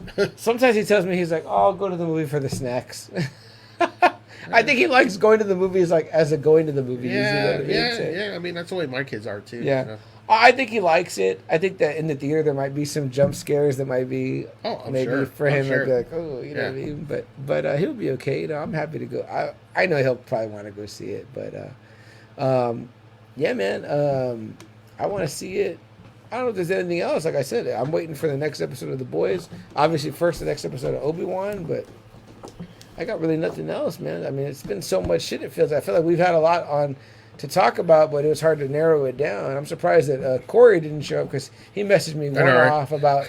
This would have been a perfect episode. Yeah, he messaged me one off about Obi-Wan, of course, and about Miss Marvel, and I try to stay caught up before any spoilers come out. And there are some things that I was shocked that I did not see a lot of spoilers about, like Episode 3 of Obi-Wan. I thought I was going to see that everywhere. And I was actually surprised. I was like, way to go, Star Wars community. Good job. Yeah. You didn't fuck it up for everybody. Yeah. You know what I mean? So that was wonderful. But otherwise, yeah. I mean, like, we did talk a little bit about, you and I, about, like, the third sister or whatever. Like, we know that, unfortunately, like, and they already told her. They out. told her way before that she was going to get a lot of hate mail. They let her know. Did, and she was like, okay. I love that Ewan McGregor had her back. Now, despite, all that, nothing to do with the racist stuff or whatever, obviously, I mean, like, 100% agree with Disney. Ewan McGregor, they're getting behind her. We love her in The Queen's Gambit because she's great. She's so fun and fantastic in that show. Like, she's a breath of fresh air. I do feel a little bit acting-wise that it's a little phoned in, her performance in this. You said it yourself, trying too hard. It's kind of too hard. And it's... honestly, I would have just really liked if it was just a Grand Inquisitor himself. Yeah. Just him. And I blame the director when it comes to stuff like that. That when you get performances, I'm like, come on, director, like you got to be like, hey, like give me this, like give me the performance, like you're feeling like this. Like, come on, like it's like if they're letting her kind of be like, blah blah blah blah blah. It's like, okay, well, there's nothing in it. It's like, well, then no, you got to go get it out of them. That's your job. You're the director. Your job is to create the vision of what you want the show or movie to be. Now, if you're not pulling that performance out of your actors, when you always talk about Tarantino, I'm like, when you get these stellar performances, I'm like, he draws that out of them. That's why when you see these actors in other stuff, you've never seen a Christoph Waltz performance better than a Tarantino performance. No, you haven't. And in fact, the two performances he has, which is, Dr. King Schultz and Hans Landa. Hans Landa, you're like, fuck.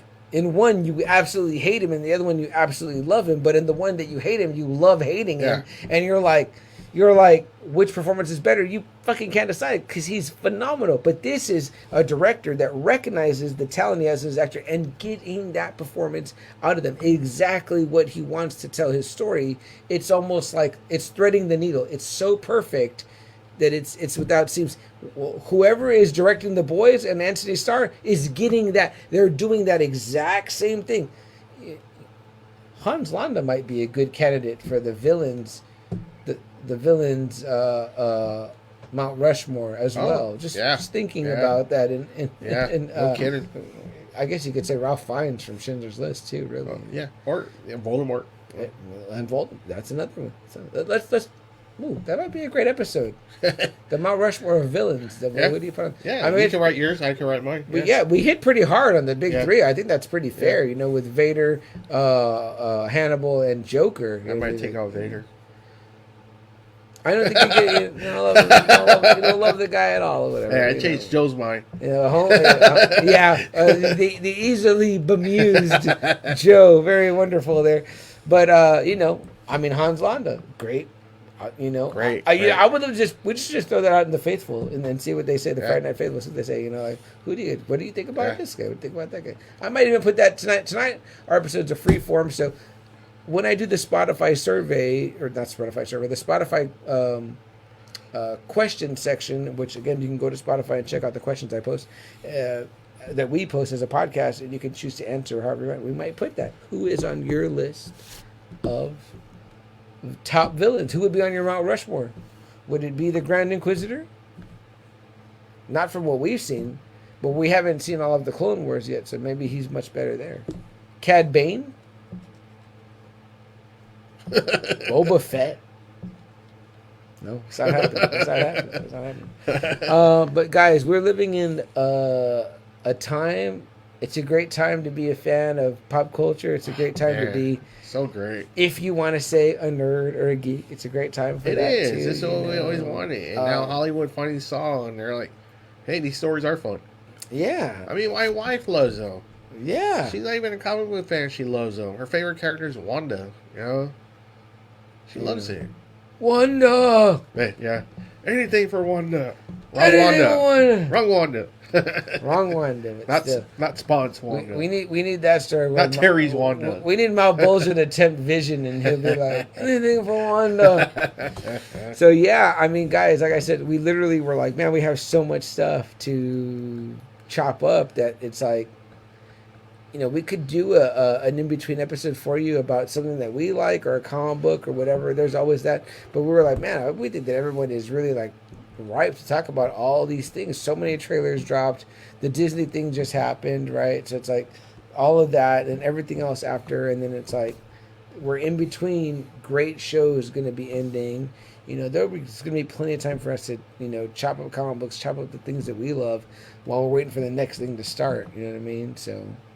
hey, maybe we'll end up doing a Ms. Marvel episode. Probably not.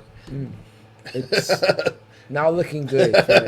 Now watch this. If you guys are out there, we'd love for you to pick up that opportunity to hop on. I tried the episode one. I fell asleep, but it was kind of late. I mean, I'll give it a chance again, I mean, like, the thing about Marvel stuff is that it's well done. Like, they do stuff well, so it might just be well done. Sure.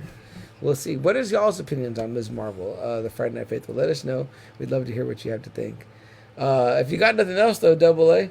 Yeah, just let me go through these. By all means, please do. So, me and Sam talked about this. Comic books it's not a fucking place to do anymore. It's not a hobby to do. It's become such a big business that it's just really hard to buy single issues. You know that, right, Sam? Oh, yeah, absolutely. One issue that you wouldn't think would be a lot will cost you $10. You put that with another 10, before you know it, 3 books is like $40. You're like, fuck me, $40 for 3 issues. That's it's kind of bullshit.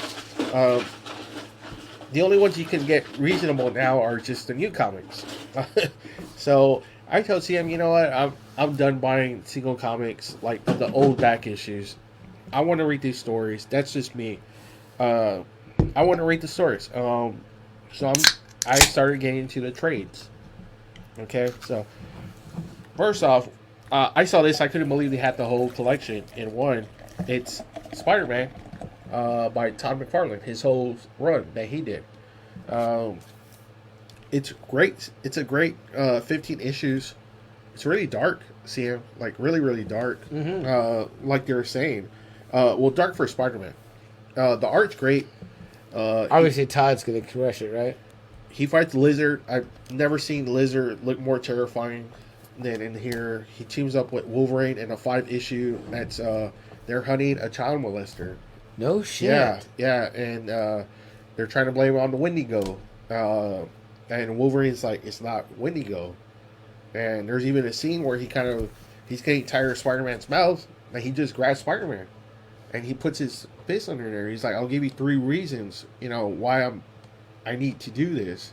And he gives one claw, and then the third claw goes right to his nose. I was like, holy shit, and Spider-Man's like way stronger. But yeah, the way, way, sense too. but the way Todd draws him is like he's afraid. Wow. Like what Wolverine's doing, Damn, man, that sounds amazing. It is. Yeah, I read it quick. There's not, the dialogue's quick. You can get through those pretty easy. But it fits Spider-Man though. It really does. But it's really dark. It's. I was like, wow, but it's good though. I was surprised how good it was. So that was really good. That was a good pickup. It was like $20, so not too bad. That's a great one. This one I had heard about on Liefeld's podcast. It's the Avengers from the 70s. It's called the Korvac Saga. And this was kind of like nice. He's a cosmic threat, big time. And it's a heavyweight story. It's like considered a classic story. Obviously, it has its own trade. Dude, good hardcover too. Right? Very beautiful. Yeah, I mean, Korvac, cool story. It's Jim Shooter. Can't go wrong with him. George Perez. Can't go wrong with him for sure. It was a cool story. Really cool story. Let me check out that Korvac Saga. I'll check that out. Oh, I love that. Love that hardcover, man. It was funny because I was talking to Sam about this one. I was like, man, there's so many issues of the Midnight Suns. I was like, I don't know really where to go. I was like, man, there's so many. And then not too long after that, like 3 weeks later, they released Rise of the Midnight Suns, Spirits of Vengeance. And it's all about, the team up with Ghost Rider, Johnny Blaze, Blade, Hannibal King, Doctor Strange. They're fighting Lilith. And she's trying to raise her demons. Love and her. Everything.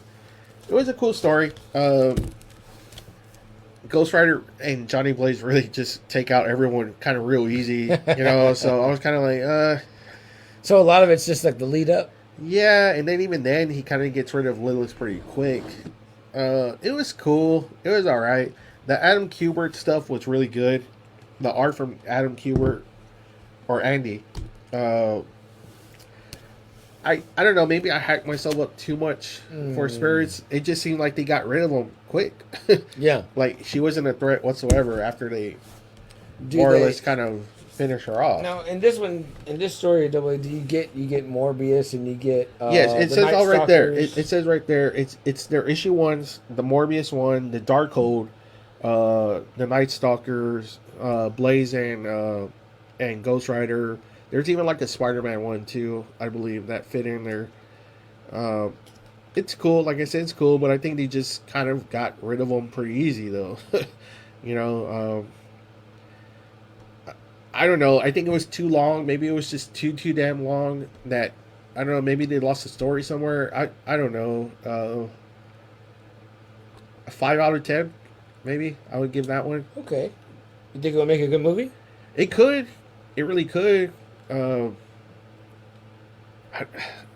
don't know. They really would have to treat it like a horror movie, like it is in the book.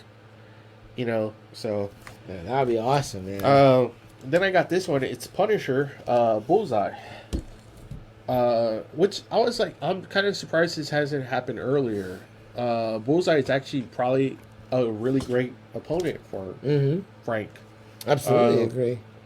Jason Aaron. So CM told me that Jason Aaron, people kind of debate who's a better Punisher writer, him or Steve or Garth Ennis. After reading this, I kind of told CM, I was like, well, he really doesn't stray off too much from Garth Ennis.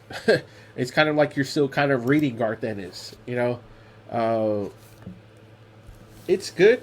It was fast paced. It was quick. They kind of make Bullseye a little different than the way you see him, but it was good. It was a good cat and mouse game, and he should probably be more of a Punisher villain. They should probably use him more as Punisher and Daredevil, actually equally. So that was cool. Double A, real quick.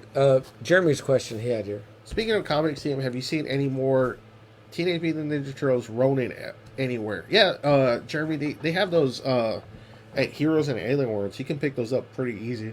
I've seen them. I think I bought him most of them, but I don't know that Jeremy was aware that it finished already. Yeah. I think it was a 6-parter Double A. 5. A 5-parter double. Jeremy, it's over now. I think you're probably missing just that last one. If you have the you first can 4. get it. I think I've seen it at Alien Worlds. Yeah, you can find it at most comic stores. If I happen across a copy, I will definitely pick you up one, sir. This one was kind of like I bought this one. It was Black Widow. I bought it because all of a sudden when George Perez died, they started mentioning this Marvel fanfare that him and Ralph Macchio did. Mm-hmm. It's supposed to be like one of her definitive stories, and they said they did it just for the love of the character. It was nothing. It was never supposed to be like a main series or anything. It was just for the love of the character. It's a really cool 4-parter. It's very much in the James Bond kind of style of spy, you know. Just a cool spy stories. That's all these really are. Just cool spy stories that highlight Natasha's, just her being badass. I like that because I don't think that I've ever had like a solid sit down and read of. And it's cool. Dude. It's just stories. like 6 issues. It's just like 6 stories in there, and web of intrigue. Yeah, and it's cool. I like it a lot. George Perez art. Yeah, and like it really became more focused when he died. That's why I picked that one up. That was just there. That was kind of like random that I found this hardcover. It was just really random. The black and white back half, or that's a really cool story too. That one. It's not George Perez. It's someone else. The first 4 issues are George Perez. It gives off Sin City vibes. Yes, yeah. And then this one is just like classic X-Men storyline that they're just really hard to buy. It's the Proteus storyline from X-Men. Proteus was one of those first Omega level mutants, ever. He comes out in the cartoon. Like with like Nimrod and like those ones. Cool story. The way he fucks up Wolverine. Man, he, his psyche, everything. He because Proteus, I don't know if you remember Sam, but he can kind of warp reality. So he really fucks up Wolverine bad, or like his body parts is kind of like everywhere. Yeah. And he said like his senses kind of go on overdrive because he can't pick up anything anymore. Oh, fuck. And this is like the only time that Wolverine's kind of like scared to like fight. Do they address this in the cartoon at all? Yes, they do. 90s? Yes. They do, right? Yes. And Wolverine, there's a part where they show Wolverine crying. Yeah. Which is crazy. And this is just like a classic storyline. I couldn't believe that they actually had this like as a trade. So I was like, cool, I'm going to pick it up. So man, it's on, check that one out. Yeah, and then last one real quick, Poison Ivy. No rush. No, it's this series that they're doing on Poison Ivy, which, repeatedly I've said, she is a great Batman villain. I think they should really look into her more. She's vicious in this issue. She's goes on a serious killing spree in this new issue. And she doesn't care. There's no emotion whatsoever coming from her. And I like it. I like the way it leads. And I can't wait to read more on that one. So I'm really happy they're kind of focusing on Poison Ivy again. So I would definitely be picking up a copy of that for myself, Double A, after your suggestion. So as I would any of these books here, great suggestions, guys. And like I said, I think trades is kind of the best way to go now. If you want to read a certain storyline, I think it's the best way. You're going to pay $40 and you're going to think it's a lot. But with the way comics are costing nowadays, that's probably cheaper now. Because these Proteus books alone would probably be cost over $100 just for the 4 issues. Oh, no doubt that they are. No doubt. So that's the thing, is that, like you said, trades are now become the better value because the single issues are just so up there. So it's just not a hobby anymore. It's become a business. It's become a collector's kind of thing. So yeah, it's just, especially plus if you just want to get it so you can read the story. and that's all I want to do. That's all I want to do now. I just want to read these stories. Absolutely, Yeah, absolutely. So. And luckily, I've been finding these in hardcover. These really cool series. It's called the Marvel Premiere Edition. That's what these are called. Those are fantastic, right? Man. They're just I nice, love right? a great hardcover. Yeah. You know what I mean? Yeah. So you can't steer me away from it enough. So you're getting good prices too. yes, they are. Like this one was only 20. That's you nice. know, this one was 20. 20 for a hardcover is a steal. This one was like 40. That was like 40. Yeah. But they're thicker. They have more issues. These have more issues than these do. But that's Heroes and Fantasies you've been Alien finding? Worlds. Alien Worlds on San Pedro. Pedro. Oh, wonderful. Which there. I don't know if you saw, but they're taking over the CD Exchange location. I did not They're know moving that. into that CD CD Really? Exchange. Yeah. What's happening to the CD? Are they They're going moving away? to the Alien Worlds location. Swapping spaces. Yeah, because I think those stores are kind of going down slowly. I mean, I love those store stuff. I so do that's too. kind of sad to hear, but I do too. So it kind of sucks that they're not making it anymore. I guess people just aren't buying DVDs anymore. Yeah, it really is true. It's true. No, it's streaming now. So. They've even got a little section of collectibles on their own, posters. And Yeah, stuff but I guess it's just not enough. So no, it's not. Yeah, it's not. I did see. Hey, have you? Me and you haven't talked about this, but have you watched the latest Bond movie? No, I'm kind of. It's on Prime now. It is. It's I saw Prime, it today. so I saw it today. Now that I guess I can watch it for free, I'll watch it, which is so rare for us to not watch. I just don't like what Daniel Craig did. I don't know if it's his decision or not. I never. The direction he kept going over and over, and he finally got his wish. I was kind of like, it's not your decision, motherfucker. You know, to make. You know, this character's been around since 1962 or longer. You know, it's like. Right. Why do they all want to do that for? Well, he's done though, right? I mean, he's done. I'm like, good. You know, the movies. You know, overall, just very underwhelming for me. You know, it's not my favorite Bond chapter. Interesting. You know, I'm serious. It's not my favorite Bond chapter. I feel like it started strong with Casino. It did, and after that, I just didn't care for it. Yeah, a lot of them. You know, and we even talked about Christoph Waltz, right? He gets to make a great appearance. And even then, they wasted that one so bad. Man, maybe Christoph Waltz would be a great Dr. Doom.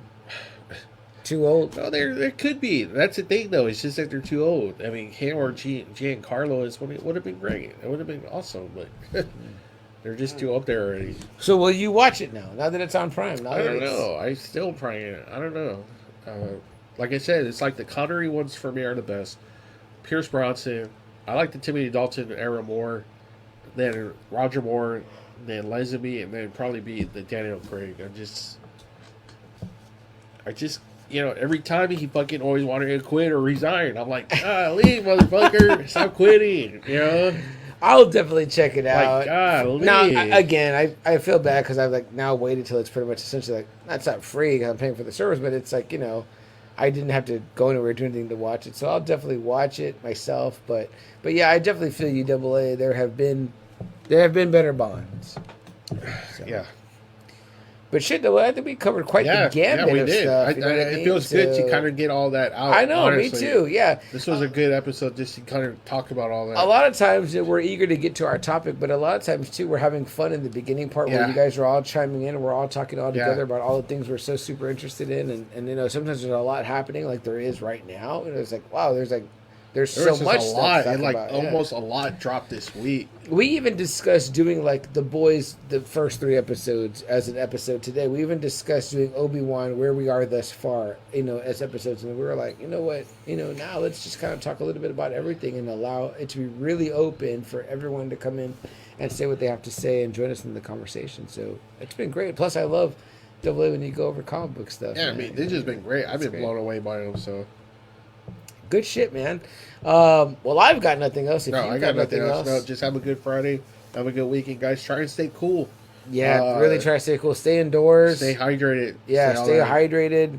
If you're outside, be near water. Wear sunscreen. Yeah, wear sunscreen and be near water of some kind because there's no point being out there. You know, if drink water. Make sure the kids drink water or Gatorade or something. Make sure they don't stay out there too long. If you're gonna cut your grass or work in the yard, do it late in the day. Do it either in the morning or do it like at 6 or 7. The light's still up by that point. Don't do it in that mid part of the day. Nope. It's just not worth it. It's too hot. It's too uncomfortable.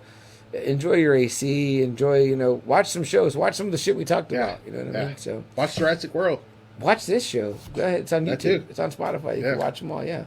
So, guys, something that me and Double like to say at the end of every show, no matter where it comes from, high or low, up or down, black or white, the upside down, or the right side up, is if there's something that you want to do, there's a hope, a dream, a wish that you want to make real, go and do it. Today's the day, right? Seize the day. Today we said, we don't have a podcast topic, so to speak, but we're still going to come out here and hang out with you guys, drink some beers, talk comics, talk movies, talk toys, talk games, seize the day, man. Now is the time or whatever. Talk to that girl you never talked to before. Make friends with that guy at work that you wanted to make friends with or whatever, you know what I mean? Do the trip you wanted to do, you know what I mean? Drink the beer you never had before. I mean, what's holding you up? Seize the day. And the other thing is the very great, enigmatic Captain Steve Rogers said it to us. Oh, yeah. Oh, wait a minute. Captain America. There you go. And not that piece of shit, Soldier Boy. The one and only Captain America said it in Endgame when they were on their way back to bring us all back from being zapped by Thanos. I don't know if you guys survived. But I did. I took that test and I did. I think I did too. I did. I was like, shit. Me and Double A weren't snapped. Yeah. In that one, we're just a couple of bachelors, probably. Yeah. Oh shit. Yeah. But Captain Rogers said to his team, which was the Avengers at that moment, he said, we're going to go back and we got to do whatever it takes. So, yeah, seize the day. And it may require you to do whatever it takes. It may require for you to call an Uber. May require for you to hitch a ride with your friend. May require for you to hitchhike to wherever it is you got to go, or take a bus, or whatever it is may be for you to get there. Maybe you got to borrow $5 from a friend or whatever to